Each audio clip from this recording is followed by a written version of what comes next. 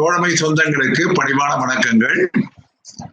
இன்றைய வகுப்பானது 2 பகுதிகளாக பிரிக்கப்பட்டு அந்த 2 பகுதிகளிலே இன்று அதற்கு அந்த திட்டங்கள் எல்லாம் இன்று விரிவாக நம்முடைய பயிற்சியாளர்கள் எடுத்துச் சொல்ல இருக்கின்றார்கள்.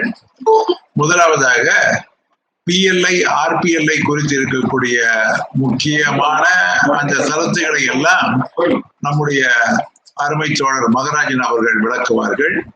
அவரை தொடர்ந்து அவர் நம்முடைய திருநெல்வேலி கோட்டத்திலே கோட்ட அலுவலகத்திலே துணையாற்றிக் கொண்டிருக்கிறார் இளைய தோழர். அவர்தான் நம்முடைய இந்த அமைப்பினுடைய ஒருங்கிணைப்பாளர். அத்தனை பேரையும் தொடர்பு கொண்டு அத்தனை பேரையும் சேர்த்து அத்தனை பேரையும் இந்த குழுவை நடத்தி கொண்டிருக்கக்கூடிய ஒரு முன்னணி தோழர், ஒரு முக்கியமான தோழர் மகராஜன் அவர்கள் இன்று முதல் முறையாக இந்த வகுப்பினை எடுக்க இருக்கின்றார் PLI, RPLI குறித்து. அதற்கு அடுத்த பின்னால் கோவையை சார்ந்திருக்கக்கூடிய மூத்த தோழர், ஒரு இன்னும் இலக்கா விதிகளை நன்கு அறிந்திருக்கக்கூடிய அருமை தோழர் வெங்கட் அவர்கள் இரண்டாவது பாடமாக இன்று அஞ்சல் துறையிலே நிகழ்ந்திருக்கக்கூடிய முக்கியமான ஈவெண்ட்ஸ்களை பற்றி, அதே போன்று அஞ்சல் துறையிலே முக்கியமான படிவங்களை பற்றி, அது மட்டுமல்லாமல் அஞ்சல் துறையினுடைய இன்றைய கரண்ட் ரேட்ஸை பற்றி மிக விளக்கமாக எடுத்துச் சொல்ல இருக்கிறார்கள். ஆக முதல் வகுப்பினை தோழர் மகராஜன் அவர்கள் தற்பொழுது நடத்துவார்கள். மகராஜன், நீங்க ஸ்டார்ட் பண்ணி முடிச்ச உடனே நீங்க வெங்கட்ட அப்படியே கண்டினியூ பண்ணுங்கன்னு சொல்லிடுங்க Maharajan. Okay sir. Okay Maharajan, you proceed Maharajan. Thank you very much. Okay sir. அனைவருக்கும் மாலை வணக்கம். இன்னைக்கு நம்ம பார்க்க போற டாபிக் பாத்தீங்கன்னா PLI, போஸ்டல் லைஃப் இன்சூரன்ஸ். நமக்கு ரொம்ப நல்ல அறிமுகமான டாபிக் தான். ஏன்னா நம்ம அன்றாடம் நம்ம ஆபீஸ் டிரான்சாக்ஷன்ல இருக்கிற ஒரு முக்கியமான அங்கம். அடுத்தாப்புல நம்ம நிறைய பாலிசி பிடிச்சிக்கிட்டு இருக்கோம். ஸோ நிறைய டிரான்சாக்ஷன் வாங்குறோம், ஃபைன் எவ்வளவு, அது இதுன்னு ப்ராக்டிக்கலாவே நம்ம ஒர்க் பண்றதுனால நமக்கு நிறைய விஷயங்கள் தெரிஞ்சதுதான் இருக்கும். அடுத்தால நம்ம பேரவை சார்பா போட்டிருக்க கைட்ல பாத்தீங்கன்னா பேஜ் நம்பர் 299 அது இருக்குது. ஸோ அதுல நமக்கு எக்ஸாம் பாயிண்ட் ஆஃப் வியூல என்னென்ன வேணுமோ அவ்வளோ விஷயமே கவர் பண்ணியிருக்காங்க. எனக்கு தெரிஞ்சு நீங்க அதை ஃபுல்லா நீங்க நல்லா கோத்ரூ பண்ணிட்டீங்க, தரவா கோத்ரூ பண்ணிட்டீங்க அப்படின்னாலே உங்களுக்கு எக்ஸாமுக்கு ஒரு கிளியர் வியூ கிடைக்கும். சரி, இந்த PLIல ஸ்கீம் எப்போ ஸ்டார்ட் பண்ணாங்கன்னு பாத்தீங்கன்னா 1/2/1884. நான் நம்ம புக்ல உள்ளதை பார்த்து தான் சொல்றேன். ஸோ நீங்க புக்கு கையில வச்சிருந்தீங்கன்னா அதை பாருங்க. 1/2/1884. நம்ம போஸ்டல் டெலிகிராஃப் டிபார்ட்மெண்ட்டுக்கு மட்டுமே தொடங்கப்பட்ட, நம்ம எம்ப்ளாயீஸ்க்காக மட்டுமே தொடங்கப்பட்ட ஒரு ஸ்கீமு, வெல்ஃபேர் ஸ்கீமா தொடங்கப்பட்டுச்சு. ஸோ அதுக்கப்புறம் ஏதோ கொஞ்சம் கொஞ்சமா ஒவ்வொருத்தருக்கா எக்ஸ்டெண்ட் பண்ணாங்கன்னா ஃபீமேல் எம்ப்ளாயீஸ்க்கு 1894 எக்ஸ்டெண்ட் பண்ணியிருக்காங்க. அது போக மற்ற சென்ட்ரல் ஸ்டேட் கவர்மெண்ட் எம்ப்ளாயீஸ்க்கும் அதை கொஞ்சம் கொஞ்சமா எக்ஸ்டெண்ட் பண்ணியிருக்காங்க.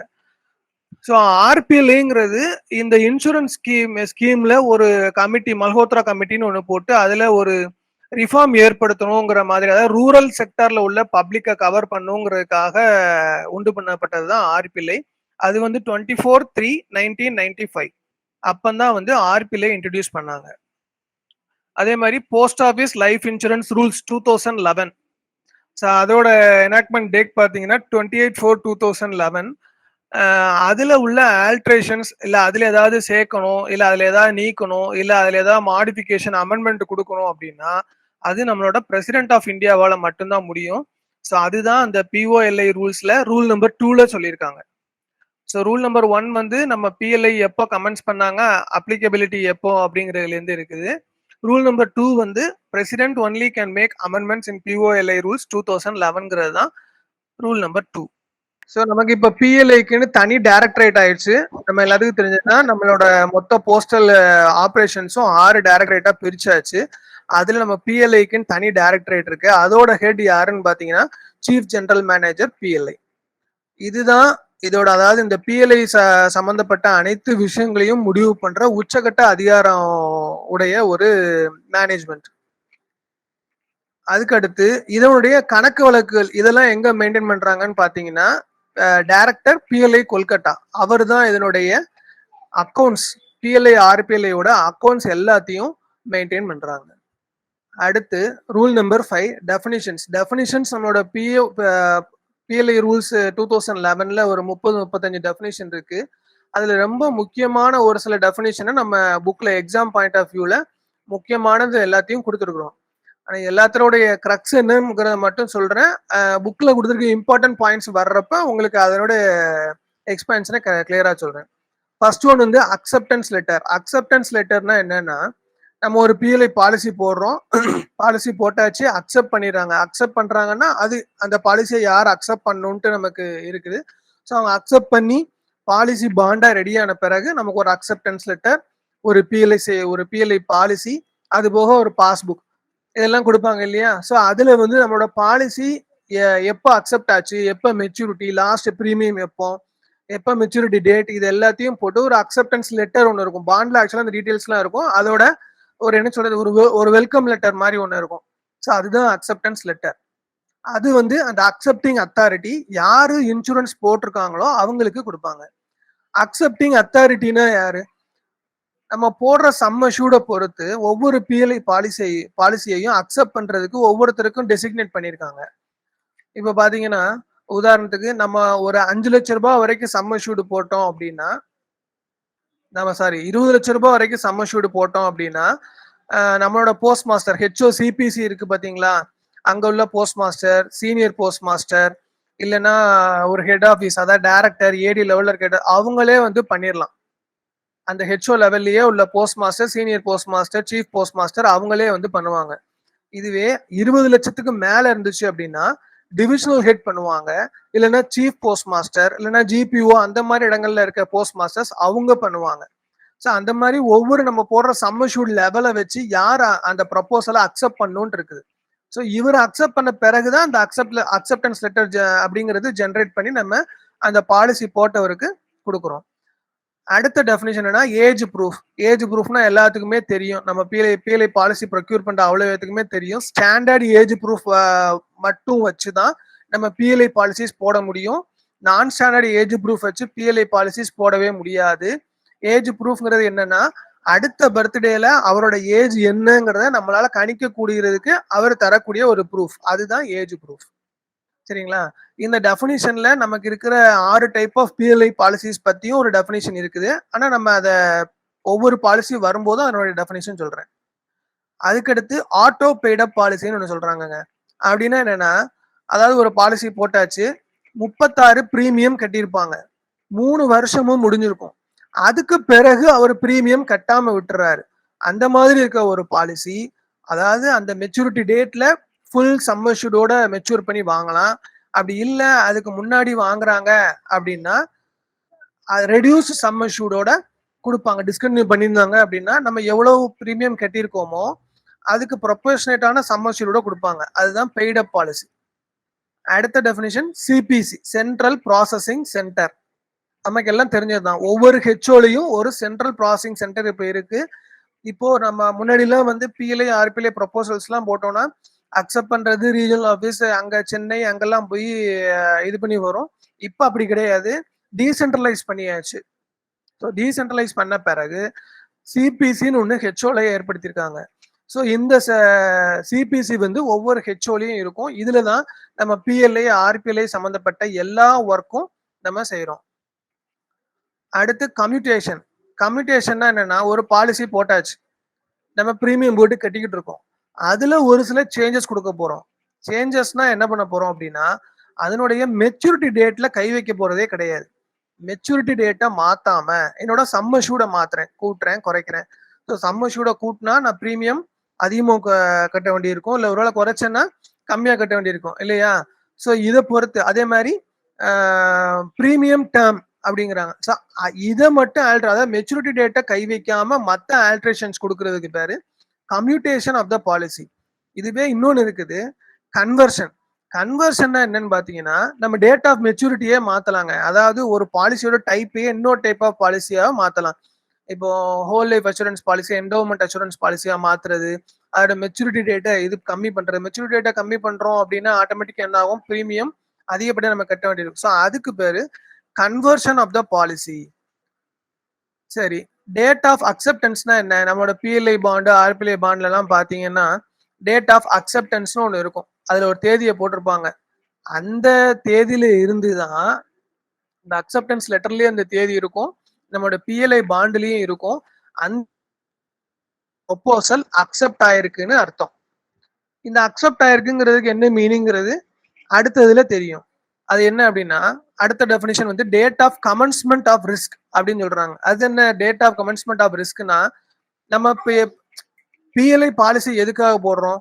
நார்மலாவே நம்மளோட ஒரு லைஃபுக்கான அஷூரன்ஸா தான் போடுறோம். நமக்கு ஏதோ ஒரு நடக்கக்கூடாது ஒன்று நடக்குது அப்படின்னா, ஸோ அதை கவர், அந்த ரிஸ்க் கவர் பண்றதுக்காக தான் போடுறோம். ஸோ நம்மளோ இல்லைன்னா நம்மளோட நாமினிஸ் அவங்களுக்கோ ஏதாவது ஒரு இது ஒரு தொகை கிடைக்கணும் அப்படிங்கறதுக்காக தான் பாலிசி போடுறோம் இல்லையா?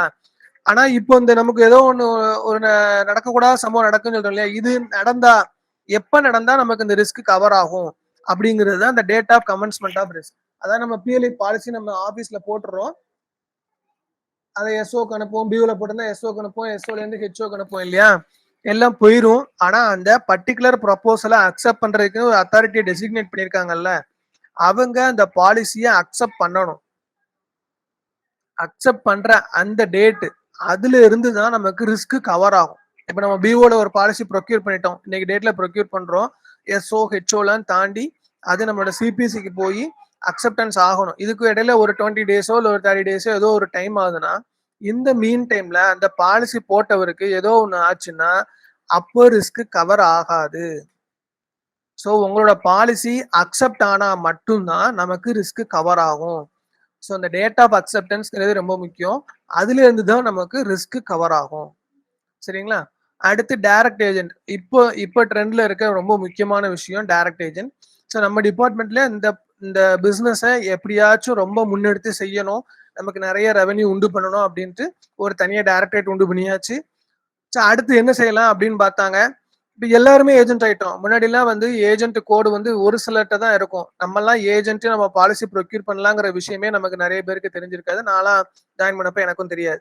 ஸோ ஐபிஎஸ்பிஸ் ப்ரொக்யூர் பண்ணுவாங்க, மெயில் ஓவர்சீஸ் ப்ரொக்யூர் பண்ணுவாங்க. நம்ம ஆஃபீஸ்ல பாலிசி பிடிச்சா அவங்களை கூப்பிட்டு சொல்லுவோம், அந்த மாதிரி ஒரு கஸ்டமர் இருக்காங்க, வந்து பாலிசி போட்டு கொடுங்க சார்லாம் சொல்லுவோம். அந்த காலகட்டங்கள்லாம் போயிடுச்சு. எல்லாருக்கும் ஏஜென்ட் ஐடி கொடுங்கிற மாதிரி சுச்சுவேஷன் இப்போ வந்தாச்சு. ஸோ எல்லாரும் ஏஜென்ட் தான். அதை டிபார்ட்மெண்டல் அஃபீஷியலா இருந்தாலும் சரி, பிஏ, போஸ்ட்மேன், ஜிடிஎஸ் எல்லாருமே ஏஜென்ட் தான். ஏஜென்ட்டுக்கு ஏஜென்ட் கோடு இருக்கு. ஆனா நம்ம போக டைரக்ட் ஏஜென்ட்னு ஒரு சிலரை டிபார்ட்மெண்ட் நியமிக்கிறாங்க. அது யாரு அப்படி நியமிக்க முடியும், என்கேஜ் பண்ண முடியும்னு பாத்தீங்கன்னா, டிவிஷனல் ஹெட் என்கேஜ் பண்ணுவாரு. இப்ப ரீசெண்டா கூட எல்லா டிவிஷன்ஸ்லயும் டைரக்டா இன்டர்வியூ வச்சு, இன்டர்வியூக்கு வாக்கின் இன்டர்வியூ கால்ஃபார் பண்ணி அவங்களை ஜஸ்ட் ஒரு இன்டர்வியூ மாதிரி ஒரு லைட்டா இன்சூரன்ஸ் பத்தின ஐடியா என்ன இருக்குங்கிறத செக்அப் பண்ணிட்டு அவங்களுக்கு வந்து டைரக்ட் ஏஜென்ட் இது கொடுப்பான். டைரக்ட் ஏஜென்ட்டா அவங்களை என்கேஜ் பண்ணிடுவாங்க. அவங்களுக்கு ஒரு அதுக்கப்புறம் ட்ரைனிங் கொடுப்பாங்க. ஸோ நம்ம டிபார்ட்மெண்ட் ப்ரொபோசலை பத்தின ஒரு நாலேஜ் இருக்குங்க இல்லைங்கிறதுக்காக ஒரு சின்ன ட்ரைனிங் ஒன்று கொடுப்பாங்க. ட்ரைனிங் முடிச்சப்பறம் அவங்க பிஎல்ஐ பாலிசிஸ் ப்ரொக்யூர் பண்ணிக்கலாம். இவங்களுக்கு சம்பளம்லாம் உண்டானா சம்பளம்லாம் இன்னும் கிடையாது. ஸோ பிஎல்ஐ பாலிசி ப்ரொக்யூர் பண்றது, அதுக்கு உண்டான கமிஷன் அந்த பேசிஸ் தான். கிட்டத்தட்ட ஒரு எல்ஐசி ஏஜென்ட் மாதிரி தான். ஆனா எல்ஐசி ஏஜென்ட் நம்ம டிபார்ட்மெண்ட்ல ஏஜென்ட்டா இருக்க முடியாது. ஸோ டைரக்ட் ஏஜென்ட்ங்கிறது நம்ம டிபார்ட்மெண்ட்டுக்கு சம்பந்தம் இல்லாத ஒரு வெளிநபர். அவரை நம்ம டிவிஷனல் ஹெட் வந்து நேரடி முகவரா நியமிப்பாங்க. அடுத்த definition director PLI. Director PLI ஏற்கனவே சொன்னோம் பாத்தீங்களா? இந்த பிஎல்ஐ ஆர்பிஎல்ஐயோட அக்கௌண்ட்ஸ் எல்லாம் மெயின்டைன் பண்றது director postal life insurance Kolkata. So அவர் தான் director PLI. Due date of premium அப்படின்னா என்ன? இது நம்ம நிறைய பேர் என்ன நினைச்சிட்டு இருப்போம் அப்படின்னா, இந்த மாசத்துல உள்ள கடைசி தேதி தான் டியூ டேட் அப்படின்னு நினைப்போம். அப்படி இல்லை. டியூ டேட்டுங்கிறது என்ன அப்படின்னா, நாம எந்த மாசத்துக்கான தவணையை கட்டணுமோ அந்த மாசத்துடைய முதல் தேதியே டியூ டேட் அப்படின்னு சொல்றாங்க. புரியுதா? அதாவது நம்ம எந்த மாசத்துக்கான தவணையை கட்டணுமோ அந்த மாதத்தினுடைய முதல் தேதியே டியூ டேட்னு சொல்லிடுறாங்க. அப்பதான் நம்ம 30ஆம் தேதி 31ஆம் தேதி வரை கட்டுறோமே சார், லாஸ்ட் ஒர்க்கிங் டே வரை கட்டுறோமே அப்படின்னா, அது என்னன்னா கிரேஸ் பீரியட். ஸோ அந்த பாலிசி அந்த மாதத்துக்கான தவணையை கட்டுறதுக்கு டியூ ஆகுறது முதல் தேதியிலேயே அது டியூ ஆயிருது. ஆனா நம்ம அந்த மிச்சம் இருக்க நாட்கள் வந்து அந்த தவணையை கட்டுறதுக்கு நமக்கு வழங்கப்பட்டிருக்கிற grace period. So grace period கூட ஒரு டெஃபினிஷன் இருக்குது.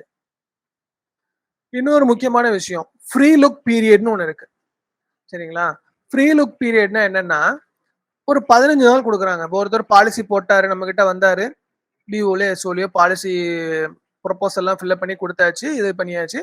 அது பிறகு சிபிசி போகுது, அக்செப்ட் ஆகுது. அக்செப்டன்ஸ் லெட்டர்லாம், acceptance letter, bond receipt book, இது எல்லாமே அவர் கைக்கு ரிஜிஸ்டர் போஸ்ட்ல அனுப்புறாங்க இல்லையா, வந்துருச்சு, அவர் கைக்கு வந்து சேர்ந்துருச்சு. இப்ப நினைக்கிறாரு, நான் இப்போ பிஎல்ஐ பாலிசி போட வேணாமே, இந்த இது எனக்கு இப்போ கொஞ்சம் இடிக்குது, என்னால இப்ப கட்ட முடியாது அப்படின்னு நினைக்கிறாருன்னா, அவரு அந்த பாலிசி பாண்டு அந்த ஒரிஜினல் ஐட்டம்ஸ் எல்லாம் அவர் கையில கிடைக்குது இல்லையா பை போஸ்ட், அது கிடைச்ச 15 நாளைக்குள்ள தான் போட்ட பாலிசியை கேன்சல் பண்றதுக்கு ஒரு ரெக்வஸ்ட் கொடுக்கலாம். ஸோ அந்த ஒரு பீரியட், அந்த 15 டேஸை தான் நம்ம வந்து ஃப்ரீ லுக் பீரியட்னு சொல்றோம். சரிங்களா? அதாவது ஒரு நபர் பாலிசி போட்டுறாரு, அவருக்கு நம்ம சைட்ல இருந்து அக்செப்டன்ஸ் லெட்டர், பாண்டு, பாலிசி எல்லாத்தையும் அனுப்பிடுறோம். அனுப்பி அவரும் வாங்கிடுறாரு. அவர் வாங்கினதுக்கு பிறகு, அவர் கையில கிடைச்ச பிறகு ஒரு 15 நாள் டைம் இருக்குது. அவர் அந்த பாலிசியை கேன்சல் பண்ணிக்கிறதுக்கு ஒரு ரெக்வஸ்ட் கொடுக்கலாம். ஸோ அந்த பீரியடுக்கு பேர் தான் ஃப்ரீ லுக் பீரியட். அடுத்து நமக்கு எல்லாத்துக்கும் தெரிஞ்ச ஒரு definition GPO, general post office. தெரியும் இல்லையா? ஜெனரல் போஸ்ட் ஆஃபீஸ்னா பொதுவாகவே ஒரு ஹெட் குவார்டர்ஸ்ல இருக்கிற, ஒரு சர்க்கிளோட ஹெட் குவார்டர்ஸ்ல இருக்கிற ஒரு ஹெட் ஆஃபீஸ், அதுதான் வந்து ஜெனரல் போஸ்ட் ஆஃபீஸ். அப்புறம் ஹெட் ஆஃப் த டிவிஷன் ஒரு டெஃபினிஷன் இருக்கு, நமக்கு எல்லாத்துக்கும் தெரியும். ஹெட் ஆஃப் த டிவிஷன் நம்ம போஸ்டல் டிவிஷனோட இல்ல ஆர்எம்எஸ் டிவிஷனோட சூப்பர்டென்ட் இல்லைன்னா சீனியர் சூப்பர்டென்ட். ஸோ அவர் தான் ஹெட் ஆஃப் த டிவிஷன். அப்புறம் ஹெட் ஆஃபீஸ். ஹெட் ஆஃபீஸ்னா என்ன? நமக்கு எல்லாம் ரொம்ப பரிச்சயமான ஒரு விஷயம் தான். ஒரு குறிப்பிட்ட நம்பர் ஆஃப் சப் ஆஃபீஸர்ஸோட அக்கௌண்ட் ஜூரிஸ்டிக்ஷனை இது வச்சிருக்கிற ஒரு ஆஃபீஸ்க்கு பேரு ஹெட் ஆஃபீஸ். இமீடியட் சுப்பீரியர்னு ஒரு டெஃபினேஷன் இருக்குங்க. அதுல என்ன அப்படின்னா, இப்ப நீங்க பிஎல்ஐ ப்ரொபோசல் எல்லாம் பார்த்துருப்பீங்க. அதாவது சிக்னேச்சர் ஆஃப் தி இமீடியட் சுப்பீரியர்னு ப்ரொபோசல்ல ஒரு இடத்துல போட்டிருப்பாங்க. அதாவது நம்ம முதல்ல பிஎல்ஐ எல்லாமே வந்து கவர்மெண்ட் ஆஃபீஸில் உள்ள நபர்களுக்கு தான் போட்டு விட்டுருந்தோம் இல்லையா? அப்போ இமீடியட் சுப்பீரியர்கிட்ட கையெழுத்து வாங்கிட்டு இருந்தோம். இப்ப நிறைய பேர் போடலாம், என்னென்ன டிகிரி போடலாம், ப்ரொஃபஷனல் டிகிரி போடலாம் அப்படிங்கிற மாதிரி நிறைய மாடிஃபிகேஷன்ஸ் வந்துருச்சு. ஸோ இந்த இமீடியட் சுப்பீரியருக்கான டெஃபினேஷன் என்னன்னு பாத்தீங்கன்னா, இப்ப நான் ஒரு ஆஃபீஸ்ல வேலை பார்க்குறேன். ஸோ நான் தான் பாலிசி போடுறேன். எனக்கு அடுத்த கட்ட உடனடி அதிகாரி யார் இருக்காங்களோ அவர் தான் இமீடியட் சுப்பீரியர். இப்போ ஒருவேளை நான் இருக்க ஆஃபீஸ்ல நானே தான் சுப்பீரியர், எனக்கு மேல நான் இருக்க ஆஃபீஸ்ல யாரும் இல்லைன்னா, ஸோ நான் யாருக்கு ரிப்போர்ட் பண்றனோ, இப்போ உதாரணத்துக்கு நம்ம எஸ்எஸ்பி ஒரு பாலிசி போடுறாருன்னு வச்சுக்கோங்க, அவரோட இமீடியட் சுப்பீரியர் யாருன்னு பாத்தீங்கன்னா டிபிஎஸ், ஆர்ஓல டிபிஎஸ் பிஎம்ஜிலாம் இருக்காங்க இல்லையா? ஸோ அவரு யாருக்கு ரிப்போர்ட் பண்ணாரோ, அவரு யாருக்கு சபார்டினேட்டா இருக்காரோ அவங்க தான் இமீடியட் சுப்பீரியர். ஸோ பொதுவாகவே அந்த சர்டிபிகேட் ஆஃப் இமீடியட் சுப்பீரியர் பாலிசியில இருக்கும். அவங்க இன்னாரு இங்கதான் வேலை பார்க்கறாங்க சர்டிபிகேட் கொடுத்துருப்பாங்க. ஸோ அதுதான் இமீடியட் சுப்பீரியர்னா இதுதான். நம்ம யாருக்கு இமீடியட்டா நம்ம ரிப்போர்ட் பண்றோமோ, நம்ம யாருக்கு சபார்டினேட்டா இருக்கிறோமோ அவங்க தான் immediate superior. Insured or insured person அப்படின்னு ஒண்ணு இருக்குது. அப்படின்னா என்ன? யாரு பேர்ல பாலிசி போடுறோமோ அவரோட இதை தான் இன்சூர் பண்றோம். ஸோ அவர் தான் இன்சூர்டு பர்சன். சரிங்களா?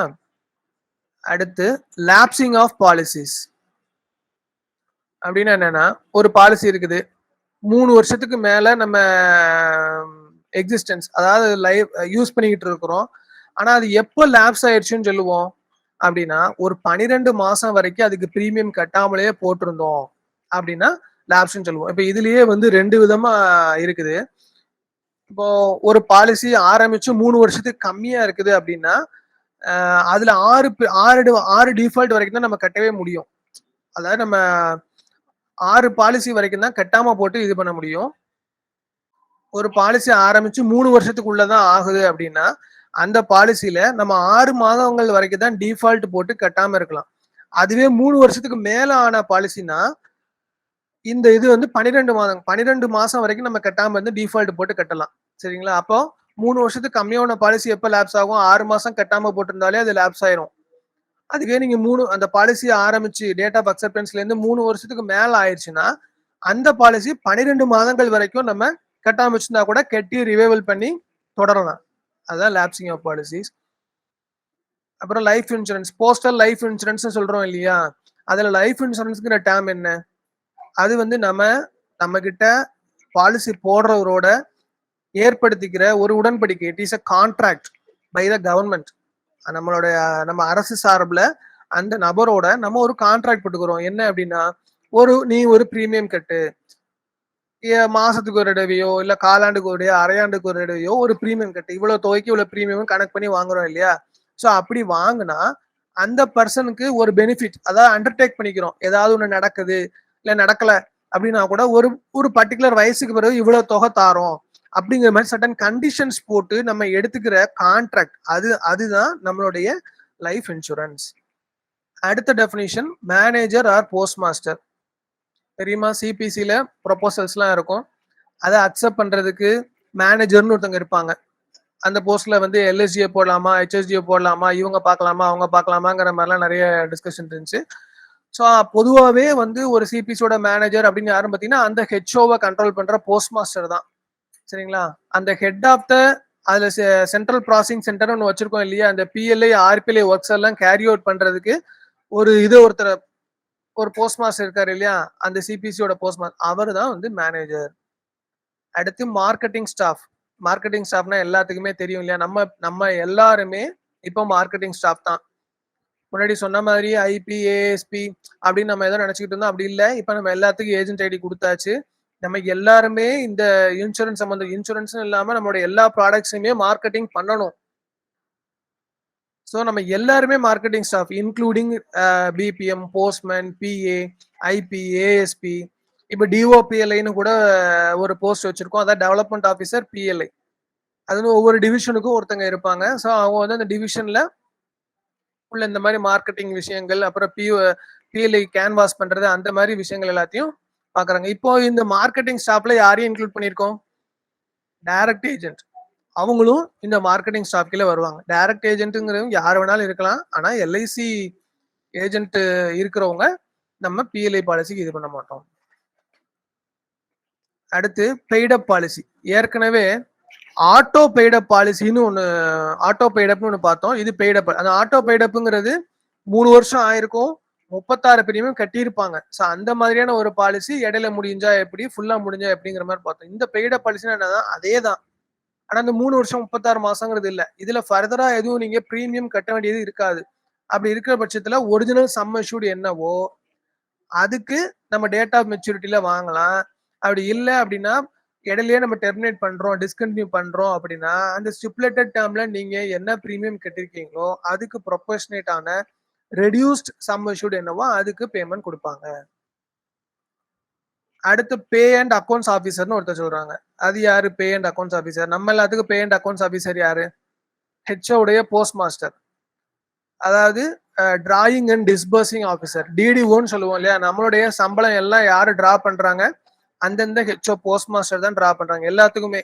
ஜிடிஎஸ், போஸ்ட்மேன், அப்புறம் பிஏ எல்லாத்துக்குமே வந்து நம்மளோட டிராயிங் அண்ட் டிஸ்பர்சிங் ஆஃபீஸர் வந்து நம்ம ஹெச்ஓ போஸ்ட் மாஸ்டர். அது மாதிரியே நம்ம பாலிசி போடுறோம் இல்லையா, அவருக்கு ஒரு பே அண்ட் டிஸ்பர்சிங் ஆஃபீஸர் இருப்பாரு. ஸோ அவரை தான் இங்க மீன் பண்றாங்க. இந்த ரூலை பொறுத்தளவுல அவரை தான் இங்க மீன் பண்றாங்க. ஸோ அவரு வேலை பார்க்குற ஆஃபீஸ்ல அவருக்கு யாரு சம்பளம் டிராயல் போடுறாங்களோ அந்த ப்ரொபோசருக்கு, அந்த இன்சூர்ட் பர்சனோட சம்பளம் யார் டிராயல் பண்றாங்க அந்த கணக்கு வழக்குகள் எங்க மெயின்டைன் ஆகுதோ அவங்க தான் pay and accounts officer, drawing and disbursing officer. Period of grace ஏற்கனவே சொன்னோம் இல்லையா. டியூ டேட் எப்போ?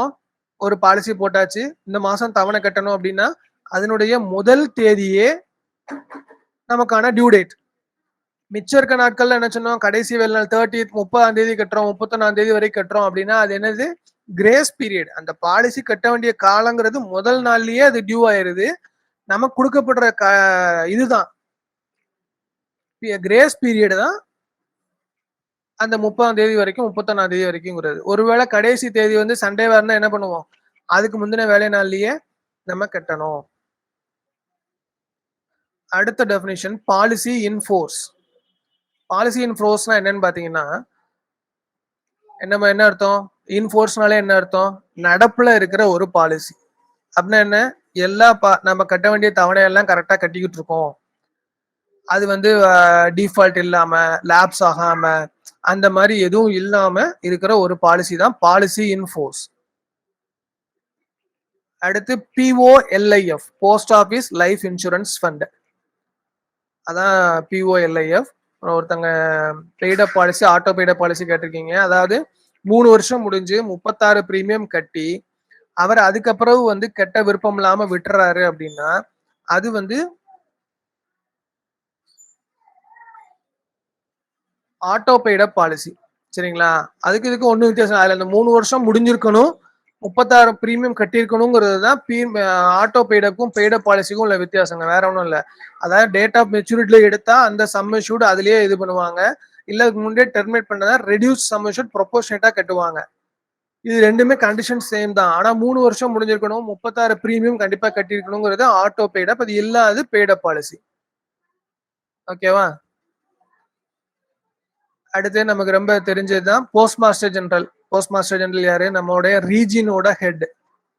சரிங்களா? சோ அது ஒரு டெஃபினிஷனா கொடுத்திருக்காங்க. அப்புறம் போஸ்ட் ஆபீஸ் நம்ம வேலை பார்க்குற இடம். சோ ஒரு ஹெட் ஆபீஸா இருக்கலாம், சப் போஸ்ட் ஆபீஸா இருக்கலாம், இல்லைன்னா பிரான்ச் ஆபீஸா கூட இருக்கலாம், இல்லைன்னா ஃபீல்டு போஸ்ட் ஆபீஸா கூட இருக்கலாம். ஏபிஎஸ்லாம் ஃபீல்டு போஸ்ட் ஆபீஸ்னு சொல்லுவோம் இல்லையா, அதுவா கூட இருக்கலாம். சரி, பிரீமியம்னா என்ன? பாலிசி போடுறோம், என்ன சம் அஷ்யூர்ட்னு சொல்றோம். ஸோ அதுக்கு தகுந்த மாதிரி நம்ம ஒரு டேம் ஒன்று ஃபிக்ஸ் பண்றாங்க அந்த இன்சூர்டு. ஸோ அந்த இன்சூர்டு டேமுக்கு அவர் போட்டிருக்க சம் அஷ்யூர்டுக்கு நம்ம ஒரு அமௌண்ட் சொல்றோம். ஸோ அதுதான் பிரீமியம்.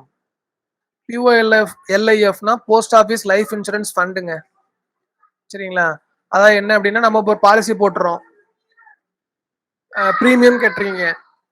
இந்த இப்போ ஒவ்வொரு வருஷம் முடிய போனஸ்லாம் சொல்றோம் இல்லையா?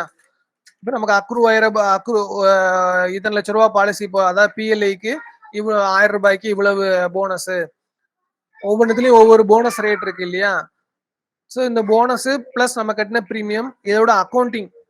ஸோ இந்த ஃபண்ட் இருக்கு இல்லையா, அது இப்போ PLIயா இருந்தா post office life insurance fund, RPLIயா இருந்தா rural post office life insurance fund. அவ்வளவுதான். POLIF, RPOLIF. சரிங்களா? அப்புறம் ப்ரொபோசர், ப்ரொபோனன்ட் ரெண்டு பேருமே ஒருத்தர் தான். யார் அவரு?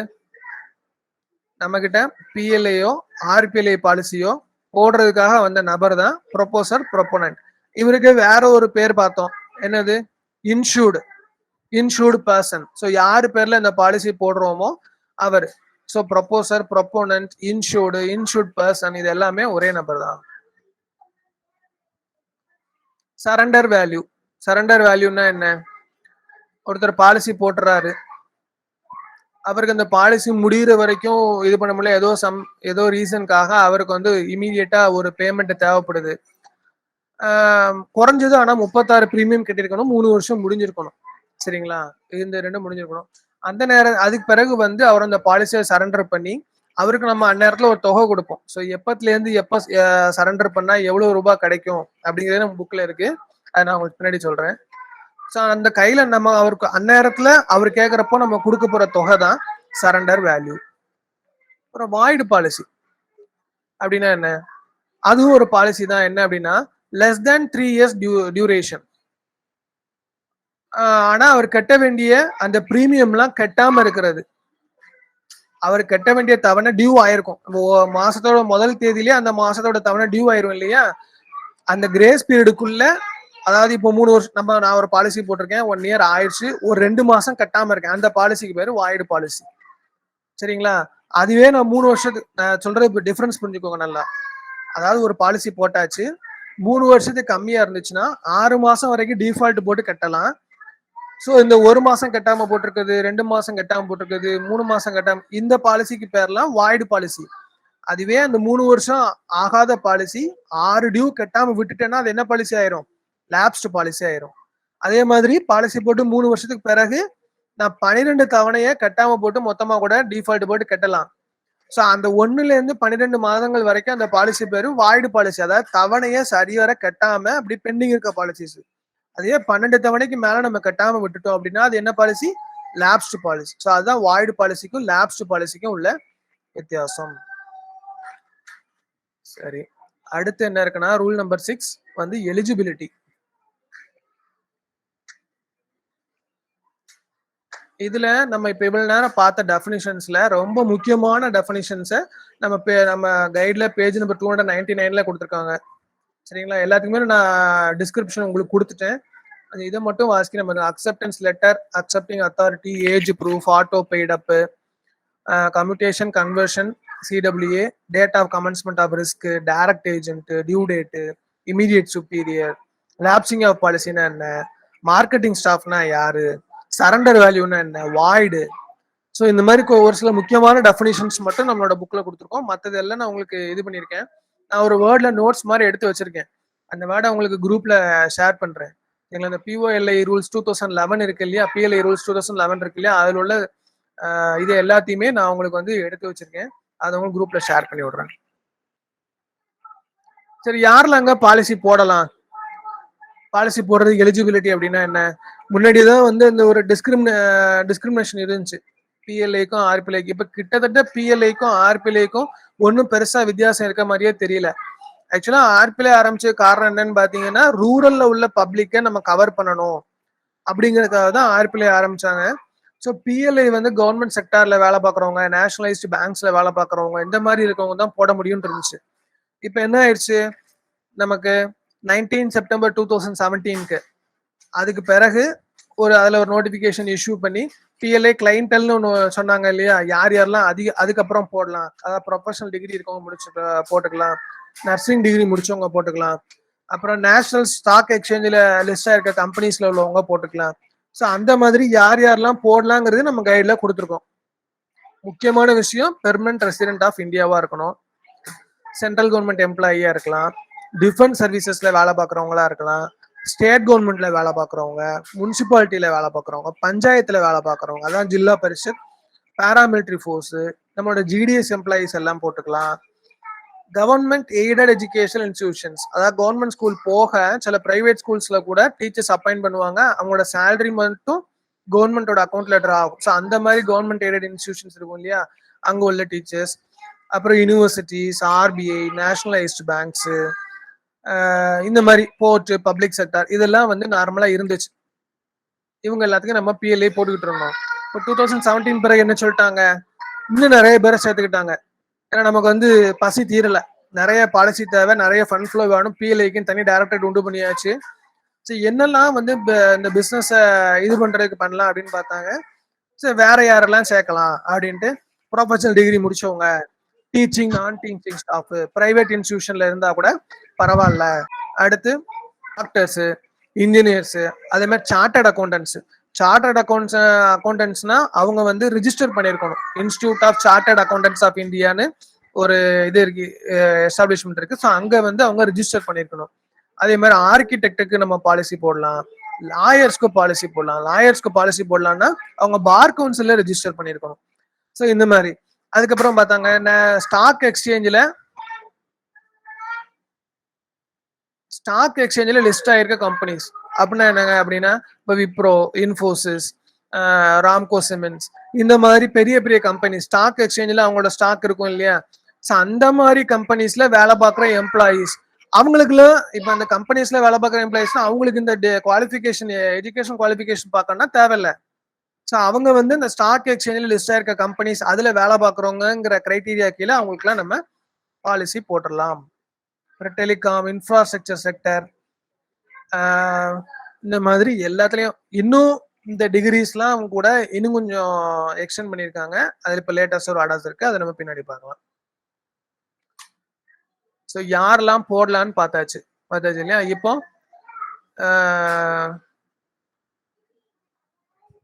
மினிமம் எவ்வளவு பாலிசி போடலாம், எவ்வளவு ரூபாய்க்கு சம்மர் ஷூட் போடலாம், மேக்சிமம் எவ்வளவு சம்மர் ஷூட் போடலாம், டைப்ஸ் ஆஃப் பாலிசிஸ் என்ன, அதுல உள்ள ரெஸ்ட்ரிக்ஷன்ஸ் என்ன, அதெல்லாம் பார்க்கலாம். அதாவது பிஎல்ஐ பொறுத்த வரைக்கும் மினிமம் 20,000 சம்மர் ஷூட்டுக்கு பாலிசி போடலாங்க.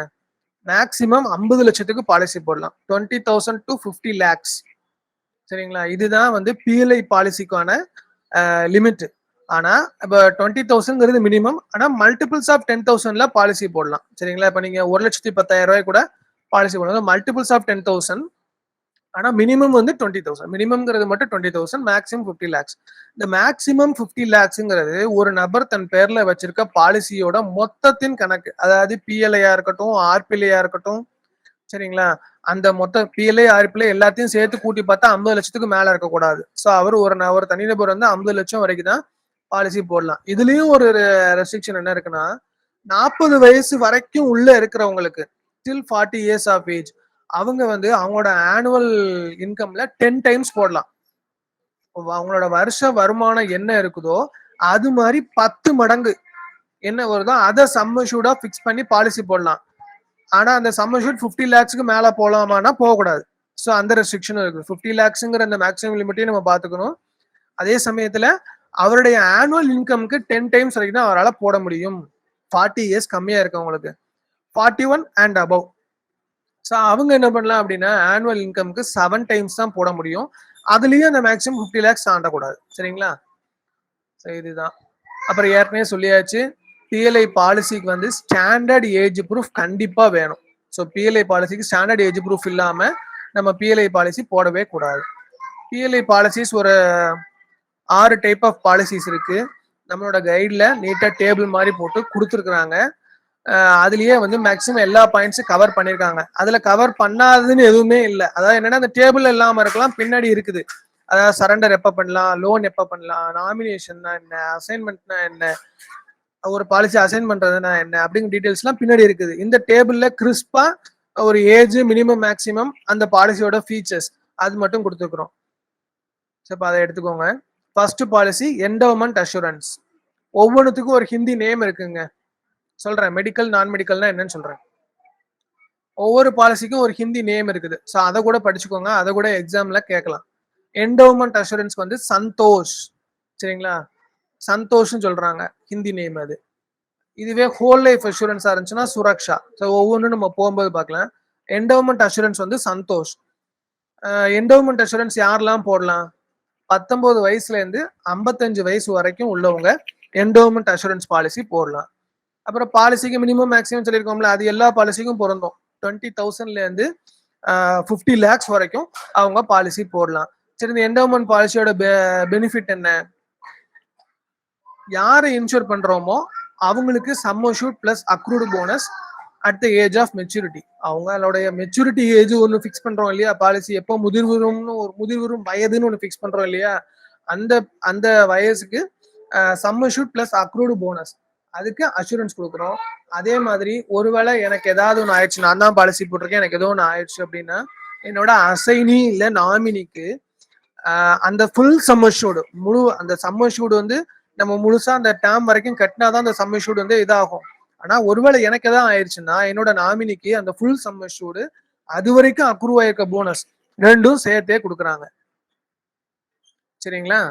அதுக்கு பிறகு இந்த பாலிசியில வேற என்ன பண்ணலாம்? லோனு, சரண்டர் இதெல்லாம் உண்டானா இருக்குது. லோனுங்கிறது 3 வருஷம் கழிச்சு, இந்த பாலிசி போட்டாச்சு 3 வருஷம் கழிச்சு லோன் எடுத்துக்கலாம். அதே மாதிரி இந்த பாலிசியை சரண்டர் பண்ண முடியுமானா முடியும். அது எப்போனா 3 வருஷம் கழிச்சு பண்ணிக்கலாம். இந்த பாலிசியில அதாவது என்டோமெண்ட் அஷூரன்ஸ் டைப் ஆஃப் பாலிசியில அசைன்மெண்ட் ஃபெசிலிட்டி இருக்குது, நாமினேஷன் ஃபெசிலிட்டி இருக்குது. நாமினேஷன் தான் உங்க எல்லாத்துக்குமே தெரியும். சரிங்களா? அசைன்மெண்ட் ஃபெசிலிட்டினா என்னன்னு உங்களுக்கு பின்னாடி சொல்றேன்.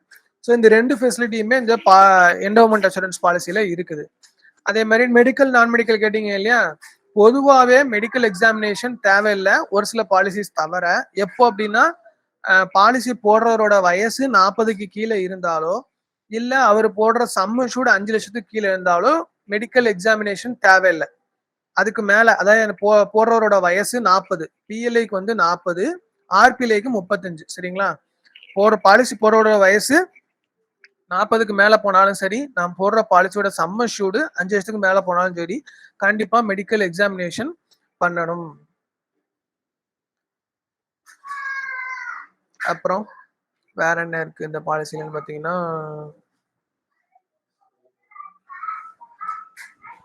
அஞ்சு லட்சத்துக்கு மேல போனா மெடிக்கல் எக்ஸாமினேஷன் பண்ணணுங்க. அதுதான் மெடிக்கல் எக்ஸாமினேஷனுக்குள்ள லிமிட். சரி, அடுத்த டைப் ஆஃப் பாலிசி பாத்தீங்கன்னா ஹோல் லைஃப் அசூரன்ஸ். அதோட ஹிந்தி நேம் என்ன? சுரக்ஷா. SURAKSHA, சுரக்ஷான்னு சொல்றாங்க. ஸோ இதுல என்ன அப்படின்னு பாத்தீங்கன்னா இந்த ஏஜ் லிமிட் பாத்தீங்கன்னா அதே தான். ஸோ 19 years to 55 years தான் ஏஜ் லிமிட்.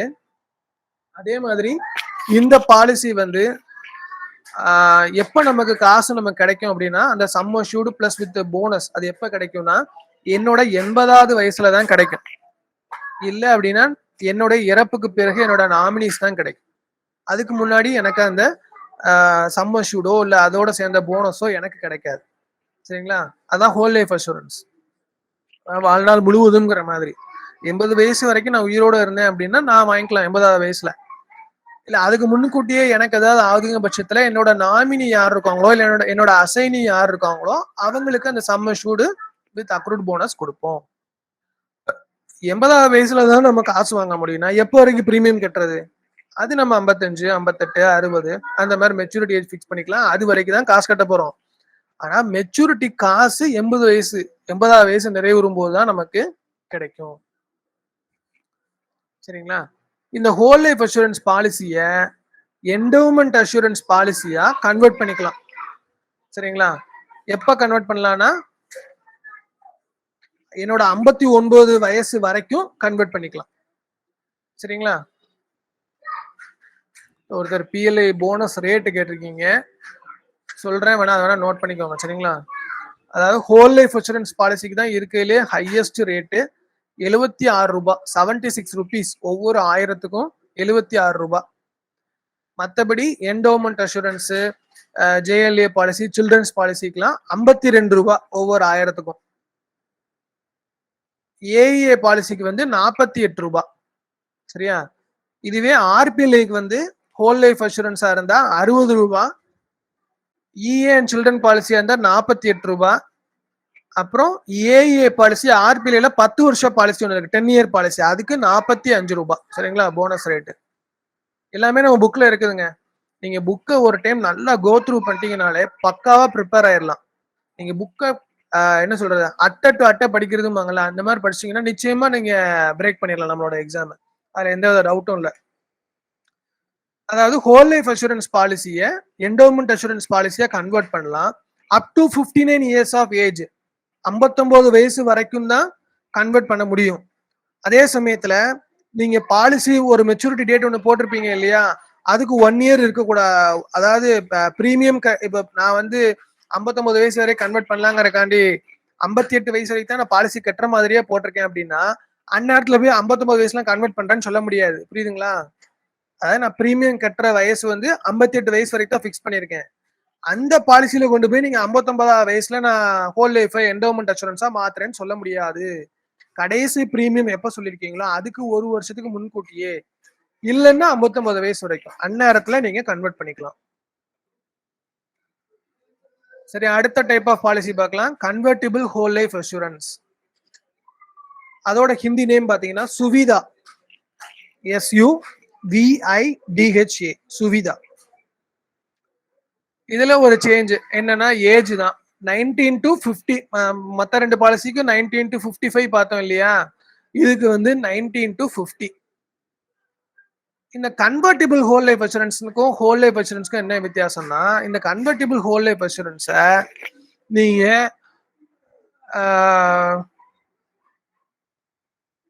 என்டோமெண்ட் அஷூரன்ஸ் பாலிசியா கன்வெர்ட் பண்ணலாம். அதனாலதான் அது பேரு கன்வெர்டிபிள் ஹோல் லைஃப் அஷூரன்ஸ். எப்ப கன்வெர்ட் பண்ணலாங்கிறது இருக்குது. 5+1 years, அதாவது 5 to 6 இயர்ஸ்க்குள்ள நீங்க இந்த கன்வெர்டிபிள் ஹோல் லைஃப் அஷூரன்ஸ் பாலிசியை என்டோமெண்ட் அஷூரன்ஸ் பாலிசியா கன்வெர்ட் பண்ணலாம். ஆனா அதுலயும் ஒரு கண்டிஷன் என்னன்னா, அந்த நேரத்துல அந்த பாலிசி ஹோல்டர், அதாவது இன்சூரன்ட், ப்ரப்போசர், இன்சூர்டு பர்சன், இப்படிலாம் பல மாதிரி நம்ம கூப்பிடுறோம். ஸோ அவருடைய வயசு 55க்கு மேல இருக்கக்கூடாது. சரிங்களா? ஸோ 55 வயசுக்கு மேல இல்லாம இருக்கிற ஒரு நபருடைய கன்வெர்டிபிள் ஹோல் லைஃப் பாலிசிய அந்த பாலிசி போட்டு 5 முதல் 6 வருஷத்துக்குள்ள அவரு என்டோமெண்ட் அஷூரன்ஸ் பாலிசியா கன்வெர்ட் பண்ணிக்கலாம். இந்த லோன் டீடைல்ஸ் பத்தி கேட்டிருக்கீங்க, நான் எல்லாமே நமக்கு இருக்கு, நான் வரிசையா சொல்றேன். ஃபர்ஸ்ட் இந்த 6 பாலிசியை பத்தி டீடைல்ஸ் சொல்லிடுவோம், ஒரு ஃப்ளோ இல்லாம போயிடும் இல்லையா. ஸோ எல்லாமே புக்ல இருக்கு, நான் வரிசையா உங்களுக்கு சொல்றேன். ஸோ அந்த மாதிரி 5 முதல் 6 வருஷத்துக்கு இடைப்பட்ட கேப்ல அவர் வேணும்னா என்டோமெண்ட் அஷூரன்ஸ் பாலிசியா அதை கன்வெர்ட் பண்ணிக்கலாம். ஆனா அவருடைய வயசு 55 வயசுக்கு மேல இருக்கக்கூடாது. சரி, கன்வெர்ட் பண்றோம் அப்படின்னா என்ன ஆகும்? பிரீமியம் மாறும், டேர்ம்ஸ் மாறும். அது நம்ம என்ன, அதாவது இஏ பாலிசி என்டோமெண்ட் அஷூரன்ஸ் பாலிசியா கன்வெர்ட் பண்ணும்போது என்ன பிரீமியம் போடுறோம், என்ன டேர்ம்க்கு போடுறோங்கிறத பொறுத்து நம்ம கட்டுற பிரீமியம் மாறும். அதே மாதிரி இதுல லோன் ஃபெசிலிட்டி இருக்குது. 4 வருஷத்துக்கு பிறகு லோன் ஃபெசிலிட்டி இருக்குது. அதுல மத்த 2 பாலிசிலையும் என்ன பார்த்தோம், அதாவது என்டோமெண்ட் அஷூரன்ஸ்ல மட்டும் லோன் ஃபெசிலிட்டி 3 வருஷம் கழிச்சே எடுத்துக்கலாம். ஹோல் லைஃப் அஷூரன்ஸ்லயும் கன்வெர்டிபிள் ஹோல் லைஃப் அஷூரன்ஸ்லயும் லோன் வந்து 4 வருஷத்துக்கு அப்புறம் தான் எடுக்க முடியும். இதை நீங்க ஒரு டேபிள் மாதிரி போட்டு படிச்சுக்கோங்க. ஒரு சிம்பிளிஃபைடு டேபிள் ஏற்கனவே நம்ம புக்ல இருக்குது. பின்னாடி லோனு, சரண்டர், நாமினி, அசைன்மெண்ட்லாம் அதெல்லாம் செப்பரேட் டேபிள்ல கொடுத்துருக்காங்க. ஸோ அந்த இன்ஃபர்மேஷன்லாம் கம்பைல் பண்ணி நீங்க ஒரு டேபிளா ப்ரிப்பேர் பண்ணிக்கோங்க. ஓகேவா? பண்ணிக்கிட்டீங்கன்னா ஈஸி. ஸோ கம்பேர் பண்ணி கூட நம்ம படிச்சுக்கலாம். ஸோ லோன் வந்து 4 வருஷம் கழிச்சு போடலாம் கன்வெர்டிபிள் ஹோல் லைஃப் அஷூரன்ஸ் பாலிசியில. சரண்டர் 3 வருஷம் கழிச்சு பண்ணலாம். ஒருவேளை அந்த 5 to 6 வருஷத்துக்குள்ள கன்வெர்ட் பண்ணலாம்னு சொன்னோம் இல்லையா, அப்படி அவர் கன்வெர்ட் பண்ணலன்னா இந்த பாலிசிக்கு பேர் என்ன ஆயிரும்? ஹோல் லைஃப் அஷூரன்ஸ் பாலிசி ஆயிரும். ஹோல் லைஃப் அஷூரன்ஸ் பாலிசினா என்னன்னு சொன்னோம்? நம்ம பிரீமியம் கட்டுற தேதிய 55, 58, 60ங்கிற மாதிரி ஏதாவது ஃபிக்ஸ் பண்ணி பிரீமியம் கட்டலாம். அதோட முதிர்வு தொகை எப்பதான் வாங்க முடியும்? 80 வயசுல தான் வாங்க முடியும். ஸோ ஹோல் லைஃபுக்கும் கன்வெர்டிபிள் ஹோல் லைஃபுக்கும் ஒரு டிஃபரன்ஸ் அதுதான். உங்களுக்கு ஒரு ஆப்ஷன் எக்ஸ்ட்ராவா கொடுக்குறாங்க. 5ல இருந்து 6 வருஷத்துக்குள்ள நீ வேணும்னா அந்த இஏ பாலிசியா மாத்திக்கலாம்ப்பா அப்படின்றாங்க.